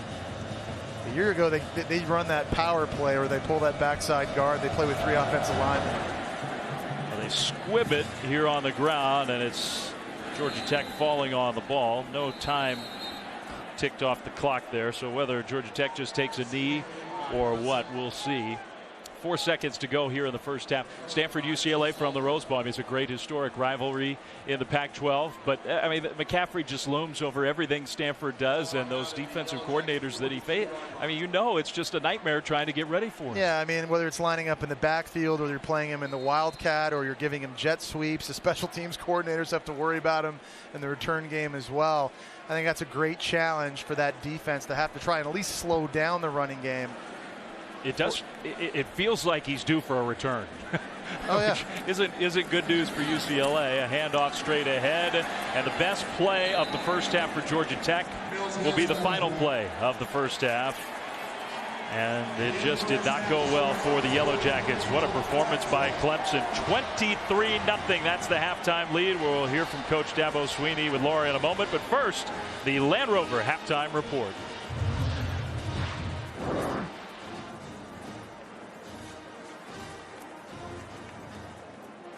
Night establishing the run game early. They've done it, getting different people involved. We saw Ray McLeod on a jet sweep. Deshaun Watson that started forcing Georgia Tech to load the box to stop the run, and it opened up play action passing opportunities or windows throwing the ball to the outside. The Clemson Tigers have already run 56 plays in the first half. They have tremendous balance. They've been outstanding on third down. They're just clicking on all cylinders. 22 total yards for Georgia Tech, and that was padded by that, 15-yard or so run at the end of the half. Georgia Tech was just totally shut down on offense. And the defense actually made, despite all those numbers, defense made a few big plays, but not nearly enough against the high-powered Tigers. J.J. Green will bring it out from the end zone with nowhere to go. Not a good decision. More poor field position for Georgia Tech, and let's go downstairs to Laura Rutledge. Dave, Paul Johnson said we're just getting manhandled on both lines of scrimmage. He said they're way too physical for us, so we have to block better. That was a big emphasis at halftime. And when asked about adjustments, he said, look, we just have to be more creative offensively. He thinks that could be the answer for what they're going to need to do in the second half. Well, let's see. I mean, we know it is not an offense that is built to come from behind. This is not the spot where you want to be in with the triple option, but any kind of positive momentum. Listen, it just takes one player for Clemson to get out of his alignment, not play his assignment, and it's a big one. Flag thrown. They give it to the fullback, Mills. See who the penalty is against.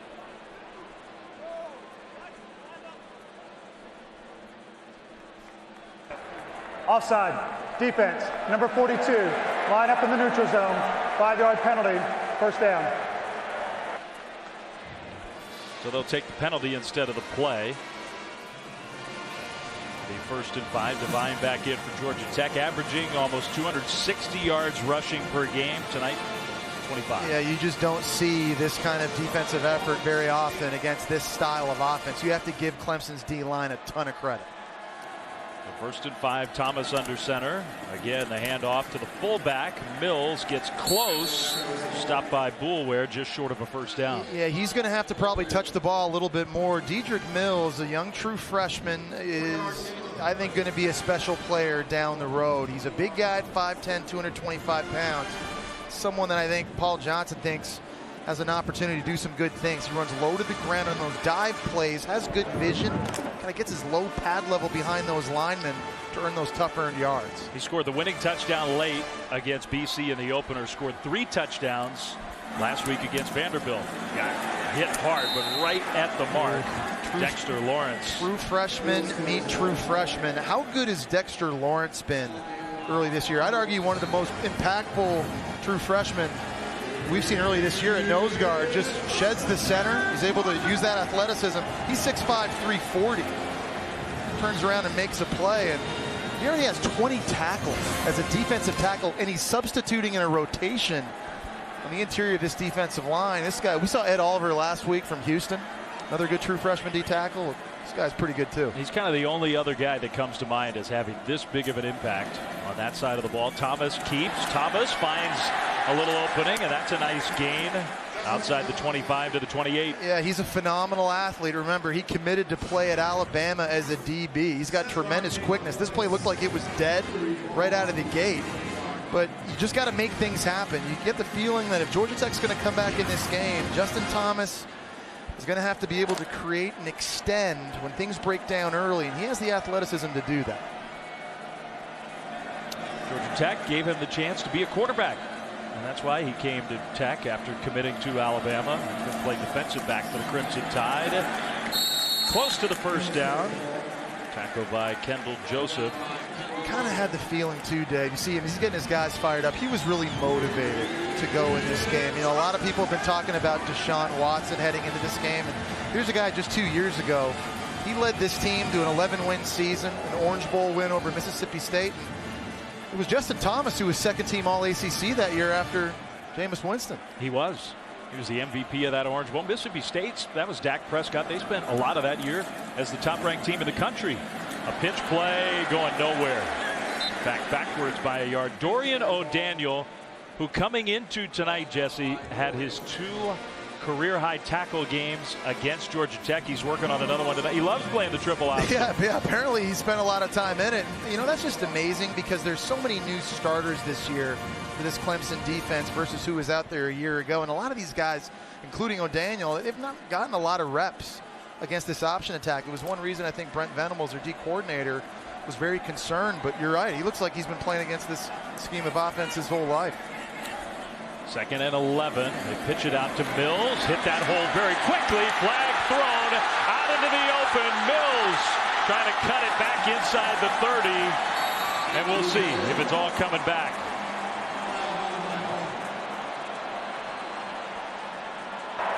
Holding. Offense. Number 71.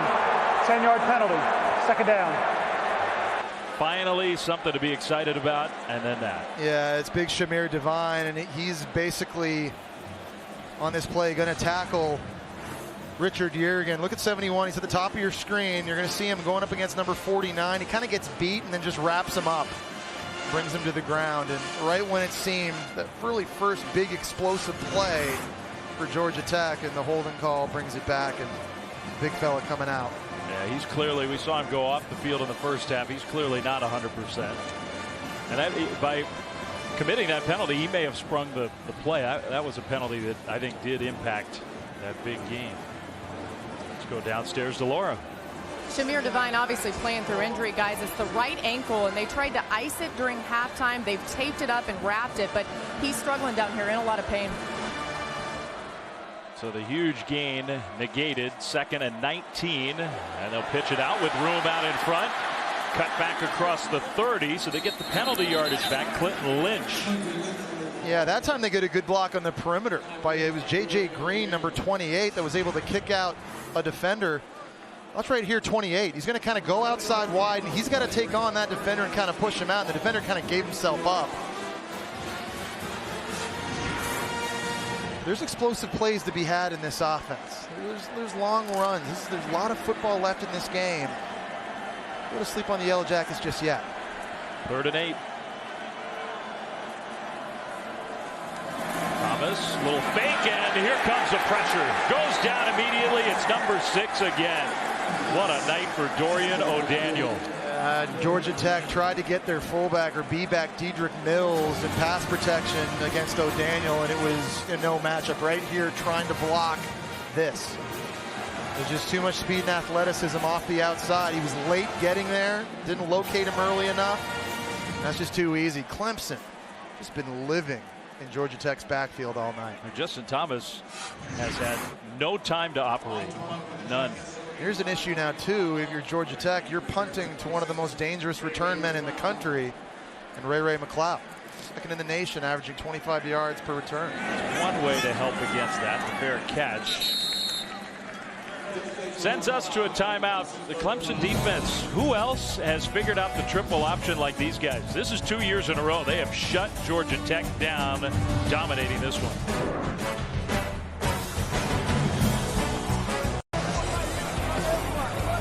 Quarterback is listening very attentively. He's looking at the sky cam, giving his boys a shout out. I guess when you play like this, you can look up at the camera. 1st down pass play. Artavis Scott with a nice gain. Yeah, pedal to the metal right now for Dabo Swinney in this offense. Deshaun Watson's got his guys really quickly lined right back up on the line of scrimmage, trying to pick up where they left off, keep that tempo going. Wade Gallman gets the carry, nowhere to go. And he stopped well short of the 1st down. And he's a guy that gets better as the game goes on. The more carries you give him, he seems to get stronger running the football. And with this kind of lead here in the 2nd half, it wouldn't shock me if Clemson starts turning to number 9 a little bit more often. Still pretty modest numbers overall for the year for the guy who set the all-time single-season rushing record in Clemson history last season. That one was not a great pass. Incomplete. Looked like, to me, he threw it a little behind Artavis Scott. Yeah, he did. He had him on a slant route open, and I think the one criticism you'd say, I guess, with Deshaun Watson, and we've seen it a little bit this year, is just the consistent accuracy. I mean, he's got the ability to make the wow throws, but there's a lot of times where, you know, he's a good enough player when a throw's that open, he's got to put it on him. And we've even seen it tonight a couple times. A nice stop by the Georgia Tech defense, maybe with a little help. Teased all to Stewart, who's back around the 20.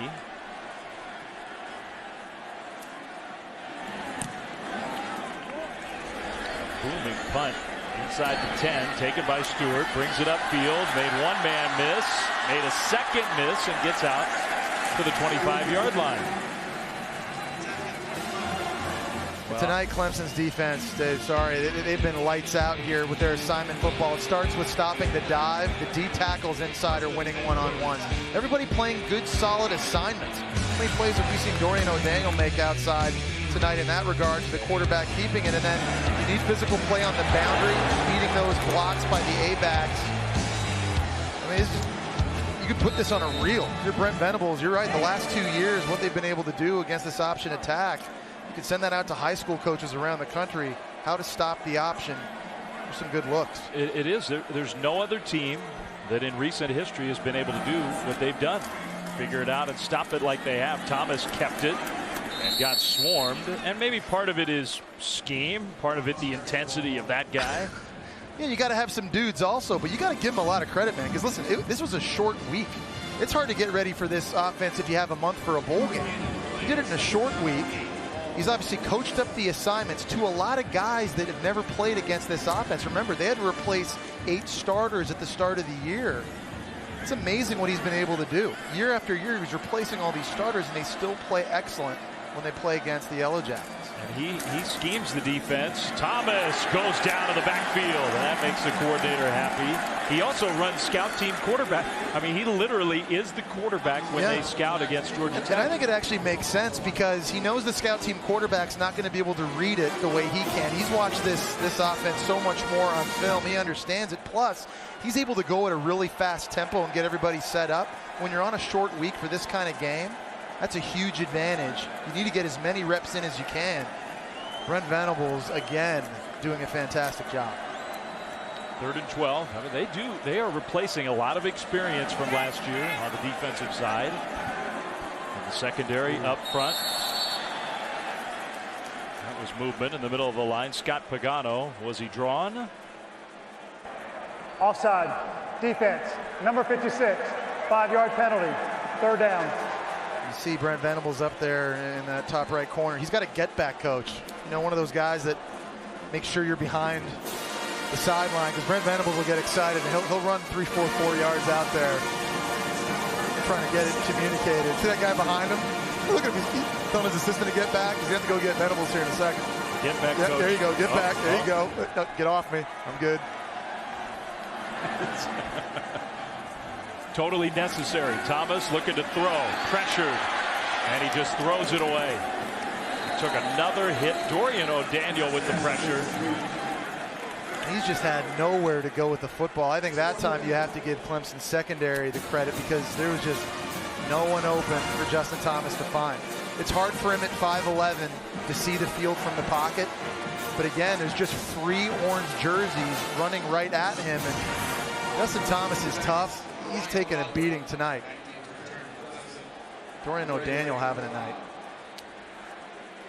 And you would understand if Justin Thomas starting to get a little frustrated.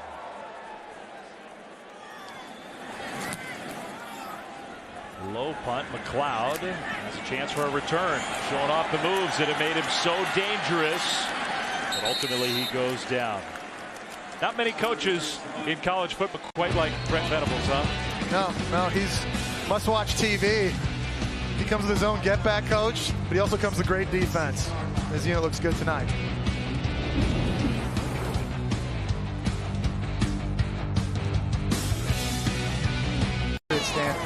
My major? Yeah. Well, I didn't go near the engineering lab. You really want to know? Yeah. I was an ancient Greek language major. I would never have guessed that. Use it every day, Jesse. I was going to say. Just total how practical useful education. Is that? Who paid for your education? Mom and Dad. Yeah. Yeah. Paid off. Paid off. Yeah, I think you're doing okay now. I veered away from the academic course. Yeah. Watson, that sprint left, and you said it early in the game. He throws so accurately on the move to both sides. Yeah, he really does, and it gives, I think, defensive coordinators issues too, because a right-handed quarterback, more often than not, you want to force him to run to the left because generally your accuracy goes way down. That's not necessarily the case with number 4. Having a much more Deshaun Watson kind of night. Stumbling ahead. Wayne Gallman gets a couple yards. The running game has been better. It's probably still not been exactly what Clemson needs it if they're going to get where they need to go. And probably it's not where it needs to be if they're going to have success running against Louisville. I know we talk a lot about Louisville and Lamar Jackson, and we'll talk about this more later, but Louisville's defense has been lights out as well. They stuffed Dalvin Cook. That crosser is caught, and Scott tried to bounce it to the outside, got pushed back. Now this will depend on where they spot it, and they're spotting him back short of the first down. I think he had it, and then Lawrence Austin pushed him backwards. Yeah, you always hear receiver coaches telling their guys, just get what you can get upfield, get north, and Artavis Scott's got a lot of wiggle, and he's made a lot of people miss in his career. This is one of those scenarios on a third down, just you already got the first, go down, let's keep playing. Well, they're going for it. And I don't blame them. 4th and 1. Just about everything going right. Now timeout. Timeout. Clemson. So their first Clemson timeout of the going half. for it on 4th down. When we come timeout. back to Atlanta, leading 23-0. Clemson decided not to go for it. They're going to punt the ball away. Any chance we recreate the Orange Bowl? And you got big Christian Wilkins out there, number 42. He's got good hands. I'm surprised they're punting as well as their defense is playing. Me too. No fake. He's going to punt it end over end, and a fair catch at the 11, where Georgia Tech will have the ball. College football Saturday, and a big one for different reasons in the SEC. LSU at Auburn. That's at 6 Eastern right here on ESPN. And then Arkansas and Texas A&M. Is this the year that A&M takes a good start and carries it all the way to the finish? That one's at 9 Eastern from Dallas. There's some signs that maybe it will be. Yeah, I mean, they got a lot of those playmakers, no doubt about it, in the perimeter on that offense that can make plays. And I've been impressed watching Trevor Knight.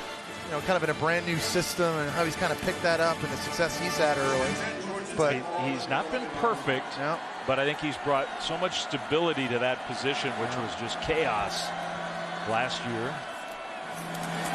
Pitch play with a penalty flag thrown. A gain of 3, maybe 4 to Marcus Marshall. I think Richard Jurgen was lined up offside again. That's the neutral offside zone. Defense, number 49, 5-yard penalty. First down. Let's welcome in Laura once again. Laura? Well, Dave, Justin Thomas has gotten very frustrated on the sideline, saying, I just need a little bit more time, and saying he can't see. Remember, he is 5'11", as you guys have mentioned, but definitely challenging that O-line. Paul Johnson also went back to the O-line and said, you guys have to block better. I think a big key there, Laura, is they may have to start thinking about throwing the ball on first down when Clemson's anticipating the run. When Clemson doesn't have their ears pinned back on all these 3rd and long scenarios, Justin Thomas has had no shot. 1st and 5. He is going to throw. Backpedaling toward the goal line, looking for somewhere to go with the ball. Now throws on the run, incomplete.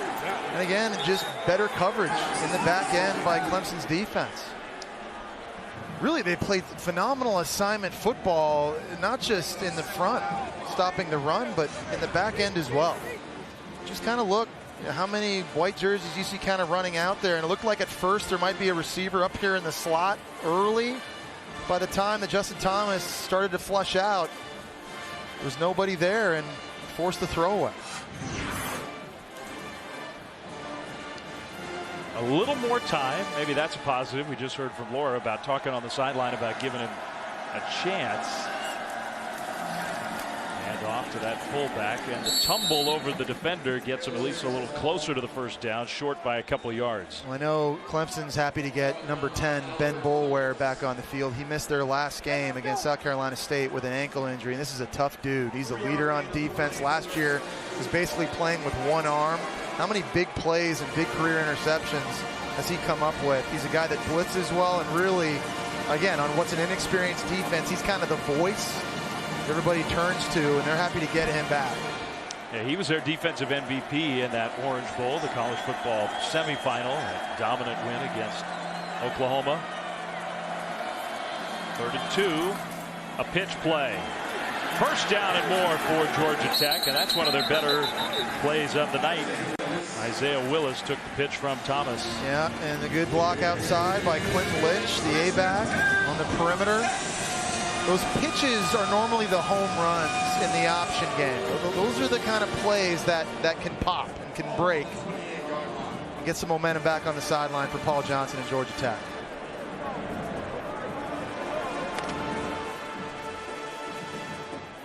Up to 55 rushing yards. 52 total yards. They've had negative pass yards in the game. We're nearing the end of the 3rd quarter. Might have been a little bit of a missed assignment, but they get the positive yardage through the air anyway, complete to Ricky June. Paul Johnson, interesting thing about him, he doesn't have a play sheet. He's kind of old school. He rotates these guys in and out, tells them to play in their ear. You know, the guy that's been coaching the game 32 years, he just sees it from the field, and he told us that he can tell what the defense is doing and how they're trying to stop him by who's making tackles. That's just how good he feels about his knowledge of what's going on. Now that was a more positive play, so he kind of gave a gentle shove. When things aren't going as well, that push out to the huddle is a little more forceful. Now whistles blow and a timeout Clemson. Coach Johnson wanted to snap the ball and go. Instead, a timeout in Atlanta, 23-0 Tigers.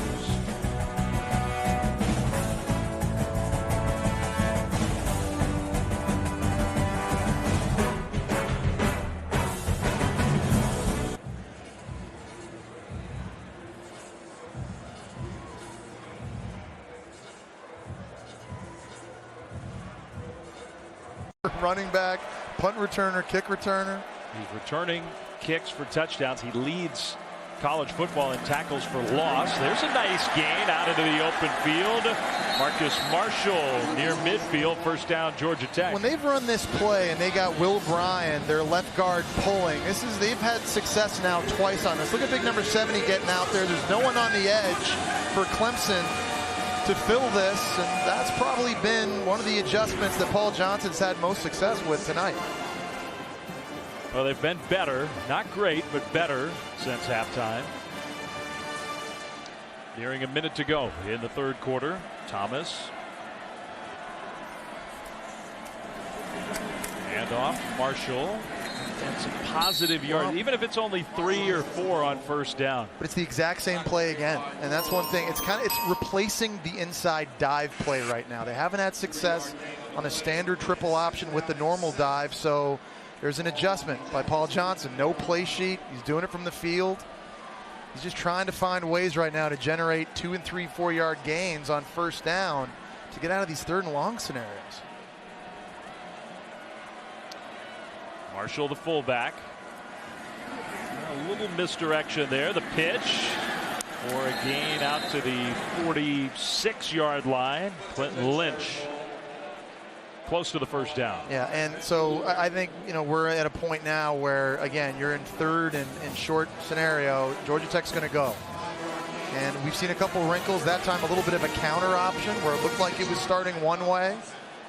Peeled back and tried to outflank Clemson the other way. Now, Clemson's looked really good defensively early in this game up to this point, but they can't let up now. See if they get the play snapped before the end of the quarter. They do. That tough running straight ahead, close but short. Dexter Lawrence, the true freshman, makes the stop. And it'll be 4th down when we come back. I would imagine Tech's going to be going for it because they are playing from behind. On Thursday night in Atlanta, Clemson's defense has been awesome. 23-0 Tigers.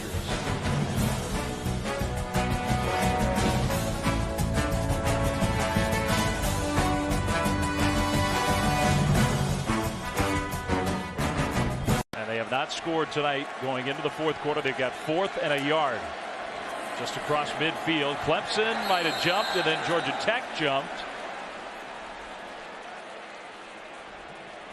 That has been a problem for Clemson. Absolutely. That's one thing that for sure is going to drive Dabo Swinney crazy. Offside. Defense. Number 94. 5-yard penalty. First down. And so on a critical down on fourth down like that, you can't have it. But we've seen guys just line up in the neutral zone. You see 94 there. Watkins just gets a little bit of a jump. That's an easy call. It's the pre-snap penalties, the mental mistakes that drive coaches crazy. And Carlos Watkins, he's a good player. He's played well tonight, but that penalty gives Georgia Tech the first down without having to run the ball to get that yard. A yard has not been easy tonight. Thomas on first down to pass, steps up and throws deep, and intercepted. At the goal line, there is a penalty flag. The return for Marcus Edmond. He's shoved out of bounds short of the 20, so we'll see. This is one of those plays where it looks like pass interference on Edmond is going to be the call. Clemson fans, and there are a lot of them here tonight. Pass interference. Defense. Number 29. 15-yard penalty. First down. Well, it's a good call because you'll see Edmond. He actually pushes Ricky June. Watch right here. There's a push in the back, shoves him away. And when I was watching that in real time, I'm wondering why June's not coming back and fighting for the football. Well, that's why. He kind of tried to do it sneaky, kind of short-armed it, but that's a good call. That's a big play that Georgia Tech needed desperately. Let's just remember, this is still a 3-possession game. For all the statistical dominance, the way Clemson dominated that first half, it's only 23-0. Yeah, I mean, it feels like Clemson's up on this thing 50-0. That's not the case. Georgia Tech here knocking on the door. Mills behind Thomas, so give it to Dedrick Mills. Some tough running from the true freshman down to the 20. Yeah, and Georgia Tech's now without Shamir Devine, that big right guard, so they're playing a true freshman, Parker Braun, at right guard, and that time it was 75, the true freshman, that went out ahead and got a block for Dedrick Mills. Devine looks lonely on the bench. Yeah, and you see the size difference already. Braun's only 280 pounds, and that's a lot different facing off against Carlos Watkins, Dexter Lawrence, and Scott Pagano on the inside of this Clemson D-line. And one thing about this system, they've not always needed the biggest, strongest physically offensive lines to succeed. There's a big hole to the 10, to the 5, and inside the 5, Dedrick Mills. That time, Dorian O'Daniel, number 6, was not there to close the gap. You're going to get a slant block here. He comes outside, and there was a hole and a crease right through there. Number 6 going to step upfield and runs right by where the dive was. One of the few times we've seen Dorian O'Daniel get out of position tonight. And you've been making that point. You get out of position even one time, you give up a big play. First and goal to the end zone. Touchdown. Dedrick Mills, who had 3 of them last week. And that shutout streak will continue. Tech is on the board. I really like this true freshman running back. Again, 5'10", 225 pounds, and he's got low pad level. He takes on 4 Clemson defenders here and pushes them all into the end zone. Man, that is tough running. That's an 18-year-old quote-unquote kid running like a man right there. That makes you think he's going to get a lot of those touchdowns in his Tech career. Extra point up and good. And I tell you what, 13:21 on the clock. For as lopsided as this game has felt, this game is not over. No, Georgia Tech, they just needed a little bit of momentum. Now it's incumbent upon the defense to make a stop. Give Justin Thomas another. Every game. Including this one here from Atlanta, where Georgia Tech is trying to put some pressure on the Tigers. 23-7. Touchback. Clemson comes back on the field, and we'll go back to Laura. Dave, Deshaun Watson has been on the sideline for quite some time now, and for the first time in this game, he had to throw some warm-up passes on the sideline just to get warmed back up. He even commented that he wasn't even sweating anymore. Dabo Swinney coming over to this offense, really challenging them and saying, guys, we've got to get a quick first down on this drive. We have to score fast. We cannot let them back in it. Yeah, that's one of the big advantages of this option offense, Laura, is that they keep the ball and they don't give it back, and it's hard as an offense to stay in rhythm throughout the course of the game when you spend so much time on the sidelines. Watson pitches it to Gallman. And Gallman for a first down and a few extra yards on top of it. I love the play call. It's been an uphill battle for Clemson trying to run between the tackles. The offensive line still hasn't quite been as physical as they need to be. So get outside. Use Gallman's speed on the perimeter of the field. It's a good play call there on first down. They have rotated some bodies. They have a fairly inexperienced line anyway. Gallman this time straight ahead. Yeah, he is an angry, violent runner. And you see him right now here in the fourth quarter. We talked about he's a guy that gets stronger as the game goes on. Remember he had 30 carries week 1 against Auburn. They really put it on his shoulders. He only had 16 carries the last 2 weeks. You just kind of had the feeling he was chomping at the bit. Play fake. Watson keeping it. Watson took a hit and got shoved out of bounds by A.J. Gray, a yard short of the first down. Yeah, well, the thing I like about Watson on these run-pass options is that he's decisive. If he doesn't see anything downfield, he's going for it. And that time there, he kind of dipped his shoulder into the defender a little bit, trying to dish out some punishment. So good on third down of the first half. 3rd and 1.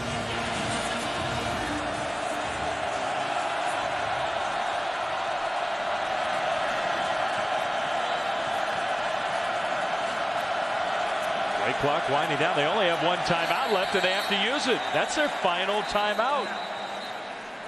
I think Clemson would hope that that doesn't become a factor here. But they're out of timeouts for the final 12:03. Tech looking for a big stop, down 23-7.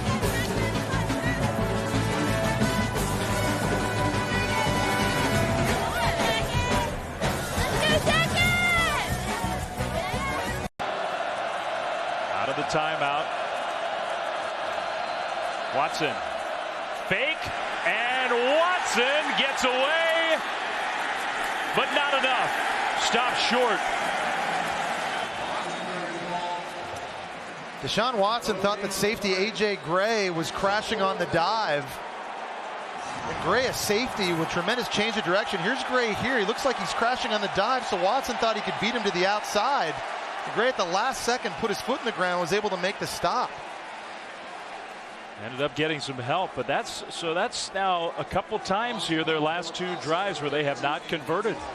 Clemson has a big jumbo package on offense where they bring Christian Wilkins and Dexter Lawrence, 2 D linemen, and that's been successful for them early this year, but they've been apprehensive to use that here on these last short. Officials timeout for an injury. There is an injured Georgia Tech player, Lawrence Austin, down on the turf. I'm with you. That jumbo package with those 2 big defensive linemen has looked almost unstoppable. Yeah, and again, with Clemson's inability tonight's game to kind of blow Georgia Tech off the line of scrimmage in the run game, it's made them apprehensive. I think, to me, really, if you were evaluating this offense to this point, I'd say that is still a glaring question mark moving forward for Clemson. But let's give Georgia Tech some credit as well. And their defense, how they've played here late, at least giving their offense an opportunity to get them back in this game. Celebrating its 12th year, sponsoring the Good Hands Field Goal Nets, Allstate makes contributions to participating universities' general scholarship funds for each field goal and extra point kick. Since 2005, Allstate has donated millions in scholarship funds. Well, that's an important point you make. I mean, the Tech defense has been better, and their offense has been better since halftime. Is trying to angle that punt. That was ugly. Fair catch at around the 16-yard line. And the last time they had the ball, it was really the simplest part of the triple option, the play they were having success on. But I think Paul Johnson was able to make some adjustments and pulling offensive linemen to help these B-backs get into the second level of this Clemson defense. But it's been mostly all dives. And right now, to me, the best playmaker that Georgia Tech has outside of Justin Thomas is true freshman Dedrick Mills. And Paul Johnson's offense, that B-back, he's not always taking dives. There's plays where they take the pitch. There's plays where they come out of the backfield and catch passes. It's a place, it's a player right there, 26, that can be big here in the fourth quarter. And the point you make, not all dives are created equal. They're going to have him throw the ball downfield, intercepted. They tried to get fancy, and that was not a good pass. Van Smith picks it off, and Paul Johnson cannot believe it. It's a big chance Paul Johnson takes, but I give a lot of credit to Van Smith for playing his assignment on the backside. 23 going to shoot over. He's able to come make this play. Now, it's an awful throw, There's better ways to throw the ball downfield and an aggressive play call by Paul Johnson, no doubt, but an even better play by Van Smith, who had a big pass interference call early in this game, and there's a critical turnover this defense needed. Dedrick Mills, really impressive young runner, not an impressive quarterback. No, he's not. There's other ways I think you can use him. So Clemson gets the ball. Gallman going backwards. That run defense for the Yellow Jackets. Ted Roof pumped up on the sidelines. Now, Keyshawn Freeman, number 42, kind of made that play. He's a guy that this defense would love to have step up. Remember a couple years ago, he was a freshman All-American. He put on 25 pounds, and just kind of been waiting for him to take the next step. He's got an opportunity, I think, to be a special player. Going to be an impact player right here. Yeah, he looked like a superstar. He hadn't been healthy, but they need him to be a stud along the line. That pass is low. Yeah. Skips intended for Powell. You know, you just kind of wonder. It just seems like this offense has just kind of gone into chill mode. Put up a ton of yards in that first half. They were scoring points, looking good, and you see Deshaun Watson looking up in the sky cam in the middle of a huddle with Dabo Swinney, and where's the focus right now for Deshaun Watson and this Clemson offense? It looks as if they acted like this game was over a quarter ago. Right now, they're finding out it's a bigger dogfight than they anticipated. 3rd and 11. Showing some pressure. Here comes pressure. Watson going backwards. And he throws the ball downfield, incomplete. Intended for Powell. And there's just a giant hole up the middle. They were trying to set up a screen to the tight end Jordan Leggett. Dabo Swinney's irate. He may have wanted a pass interference at the end of this, but trying to set up the screen to the right side. And that's where Patrick Gamble, P.J. Davis just ran right through, forcing the early throw. I don't think there was a penalty here. I mean, there was a little contact. Listen, again, it's been consistent for the most part tonight. Referees, when there's been hand fighting, they've been letting it go. I think it's a good no call. Well, this one would tie a career high, 47 yards, and it is good. So Greg and Hugel, they get the turnover, and they turn it into 3 points. I'm sure they would have hoped for a little more than that, but the field goal makes it 26-7 Clemson here in Atlanta against a team that's been tough on them, Jesse. I mean, Georgia Tech's won 5 straight home games against Clemson. A lot of good teams have come in here and not gotten out with a win. Dave Fleming, Jesse Palmer with you. Have we learned some stuff about Clemson tonight? I still have question marks about the offensive line and their physicality, and in games where they have to run the football and have balance, I think that's a question mark. Certainly looking ahead to next week at Louisville. No problems with Deshaun Watson. He's fine. To me, still playing at a high level. He's missed some throws here tonight. Defense has not been a problem for Clemson this year, last year, the year before that. They're going to give Clemson a chance to win every game they play. And I know looking ahead to next week against Louisville, we're going to spend a lot of time talking about Deshaun Watson, Lamar Jackson. We need to be talking about both defenses playing in that game as well. And Clemson right now, to me, is playing as well as any unit in the entire country. I don't know if I'm breaking any news here, but game day is going to be there next week. They're in Knoxville tomorrow or Saturday.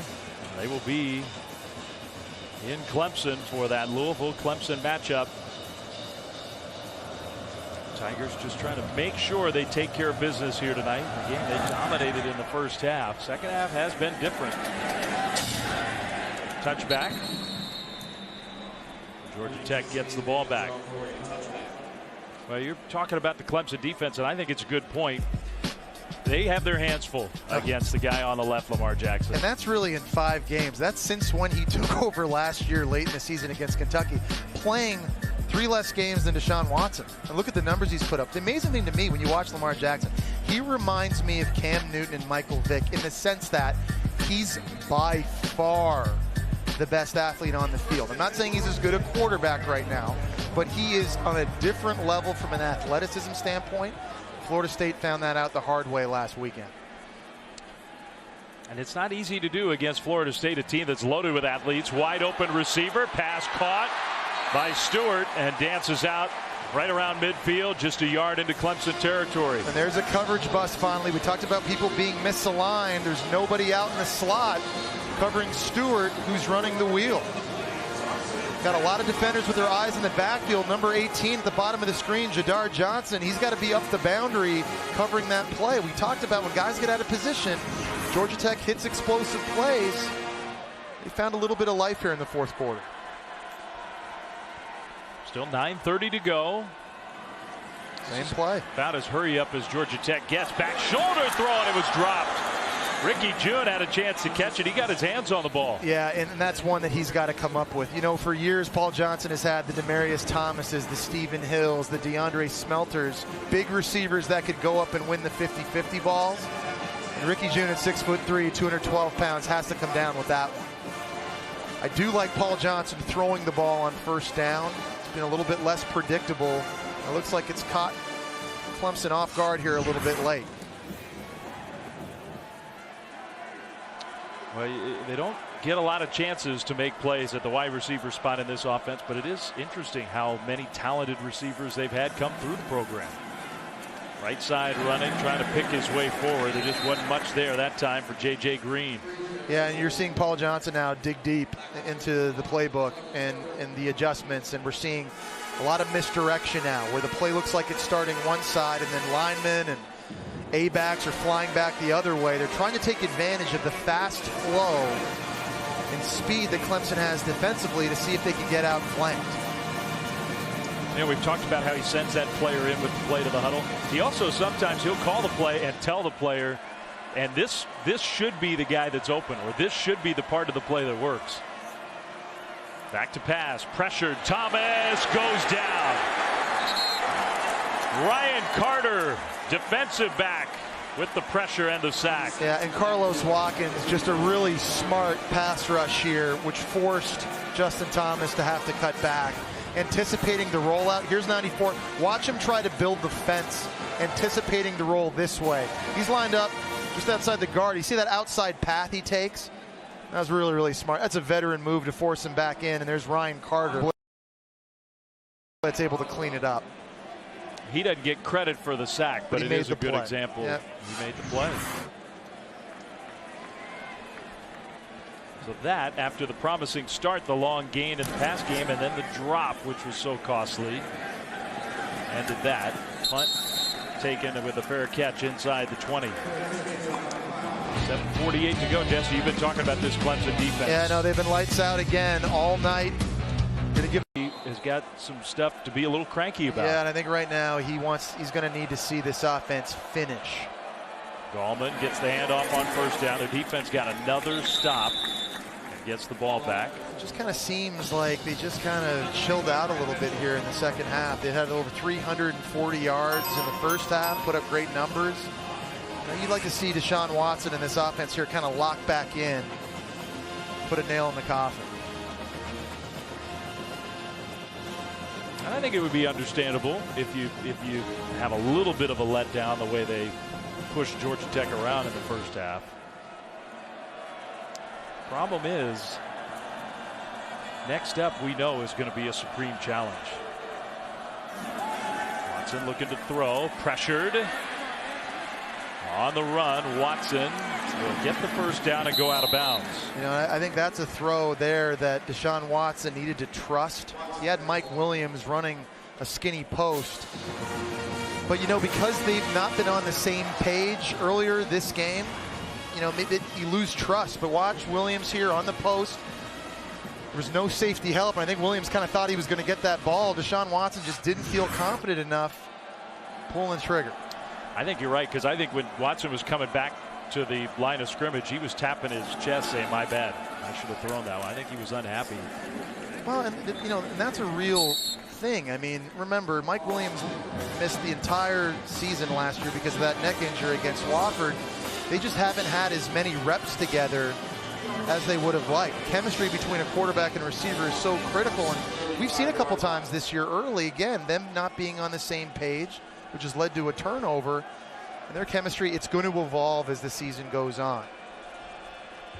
Not a huge game, but 6 catches, 61 yards, and that first touchdown.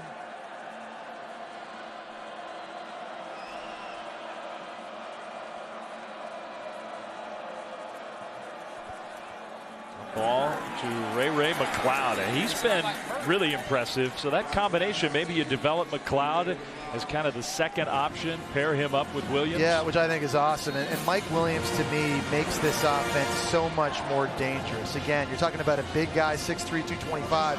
He can run by the cornerback. He can jump up over top of people and catch 50-50 balls. And that's just something they didn't have a year ago.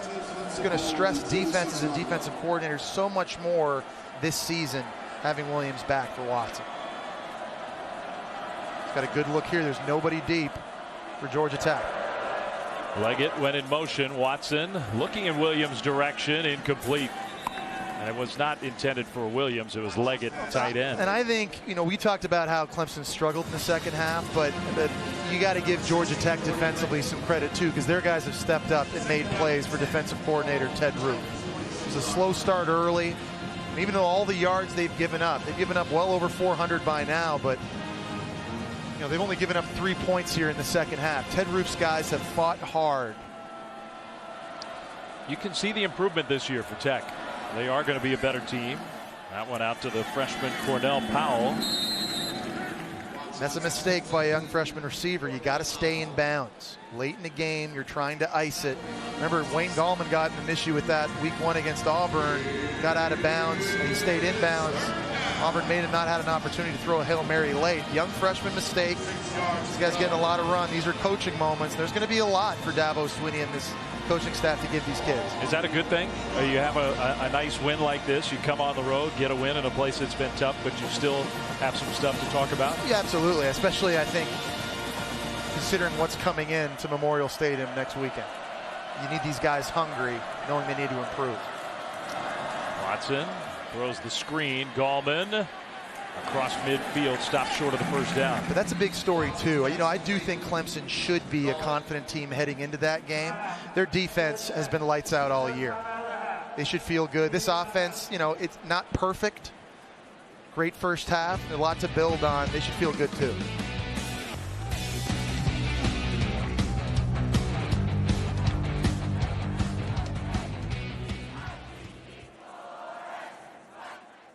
We'll have to punt the ball back to Georgia Tech.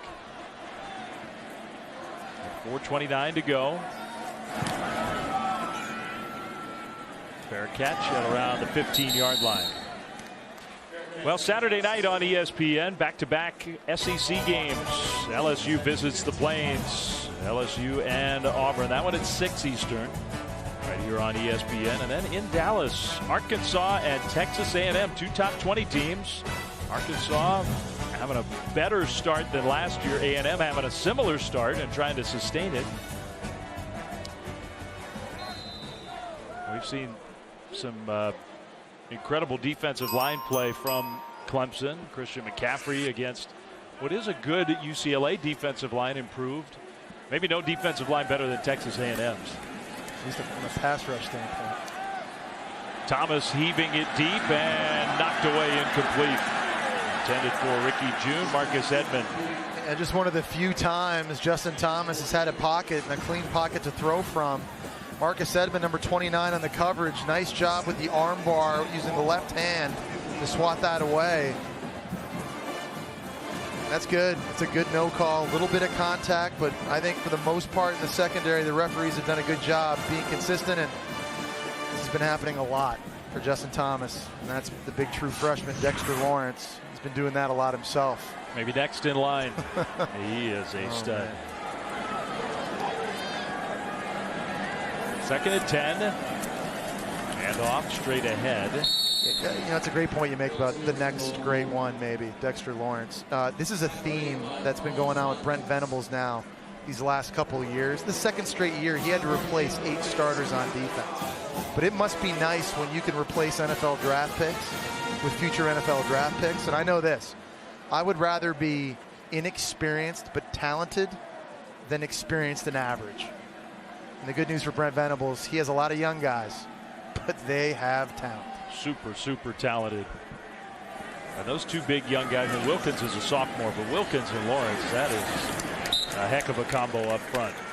You know what's also great about this D-line is they've got depth finally. I mean, they can rotate 9 different guys up front and keep them fresh. It helps when you have true freshmen that see the field. And that was an issue they had a year ago. Shaq Lawson and Kevin Dodd, those guys were playing 90% of the snaps. And I think late in the year, when you watched them against South Carolina, UNC, Bama, they kind of wore down. They don't have the elite pass rushing ability this year they had last year from the defensive end position, but they've got more depth. 4th and 2, and Georgia Tech is going for it. Looks like a wishbone formation. Handoff, and that defensive line stands up again. He didn't get there. No, guess who? And it was Dexter Lawrence that got the first penetration. Nobody blocked Christian Wilkins. Brent Venables just loves it. Dexter Lawrence, for a guy that's 340 pounds, has unbelievable quickness out of his stance. You see him at the top of the screen. There's number 90. Kind of forces that a little bit further outside. And what a challenge for this D-line coming up against Lamar Jackson next week. Whole different challenge. No doubt.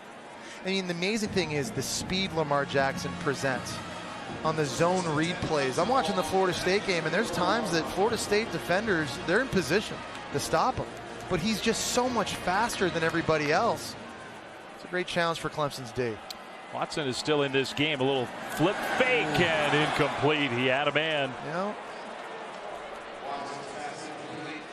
there's Lamar Jackson and the myriad of issues that he presents. Look right there. There's guys outside ready to take that play away, and Lamar Jackson just has the change of direction abilities. We've always known he was a great runner, but I think this year he's showing you how much improved he is as a passer. His understanding of timing in the offense, reading coverages, and he's become the true dual threat. Out on the right side, caught by Cornell Powell. You know, a play ago we saw Deshaun Watson miss another receiver that was wide open for a score. And I think moving forward with the amount that Clemson right now is struggling running the ball between the tackles, Deshaun Watson can't miss very much anymore. In a game against Louisville, if guys are wide open, you better hit it, because there's a good chance the other quarterback's probably going to be hitting them. Yep. I'm with you. The Clemson defense has been so impressive. Their young talent's impressive, but you're not gonna shut down Louisville. I mean, they are going to put some points on the board the way Jackson is playing. You might slow them down more than Florida State did. You might contain them a little more. Under 2 minutes to go. 3rd and 6, and a little flip to Powell. Running right, dives forward, and I think he got there. So let's give Dabo Swinney and Clemson credit. This was a big-time challenge. Short week, a lot of inexperience on defense to get ready for the option, and they played lights out. Offense did some good things in the first half. At the end of the day, putting a good plan together, and that's their 41st straight win against an unranked opponent. I mean, Clemson today beats the teams they're supposed to beat. Now the big question, can you take on a little surprise team in Louisville that snuck up on a lot of people? I mean, everybody had circled before the year their trip to Tallahassee later in the season. It could well be that a week from Saturday will end up being the big one. Straight ahead running Gallman. I mean, it's not an easy schedule that Clemson plays. They went on the road to Auburn, got a win in an SEC stadium already. And this isn't going to be easy for Lamar Jackson either. Remember, Clemson's won 18 in a row at Memorial Stadium. And you got Florida State right here on the road. The winner of that game has won the division since 2008. I keep your eye out on Pittsburgh, too, down here, November 12th at home. They got James Conner back. I think that's a pretty good team out of the Coastal. Yeah. But let's say this. If they get through Louisville, I think even on the road in Tallahassee, they're going to be favored in every game, and a lot of times by a big margin. Under a minute to go, keeping the ball on the ground, Adam Choice. And it's not that they couldn't overcome it and still get back in the playoff picture if they don't win, but it's kind of the world we live in, and it's a good thing, particularly inside one conference. Just a huge game. And this was a big one for them. They had not won here in more than a decade. But in Atlanta, Clemson finally gets a victory against Paul Johnson and company. Yeah, you know, you take wins any way you can, obviously. And there's a lot of coaching up for Dabo Swinney to do. Got to clean up the penalties. They had too many today. They had 10. There's the miscommunication between Deshaun Watson and Mike Williams on a pick. Miss a field goal. You find those coaching points, but I think all in all, in all three facets, I think probably feeling as good as you felt all year for Clemson right before the biggest challenge they'll have this year. A positive step forward. Now they need to take an even bigger step a week from Saturday. Clemson comes to Atlanta and beats Georgia Tech by the final score of 26-7. For Jesse Palmer, for Laura Rutledge, Dave Fleming saying so long. Clemson gets the win. Sports Center coming up next in 15 seconds.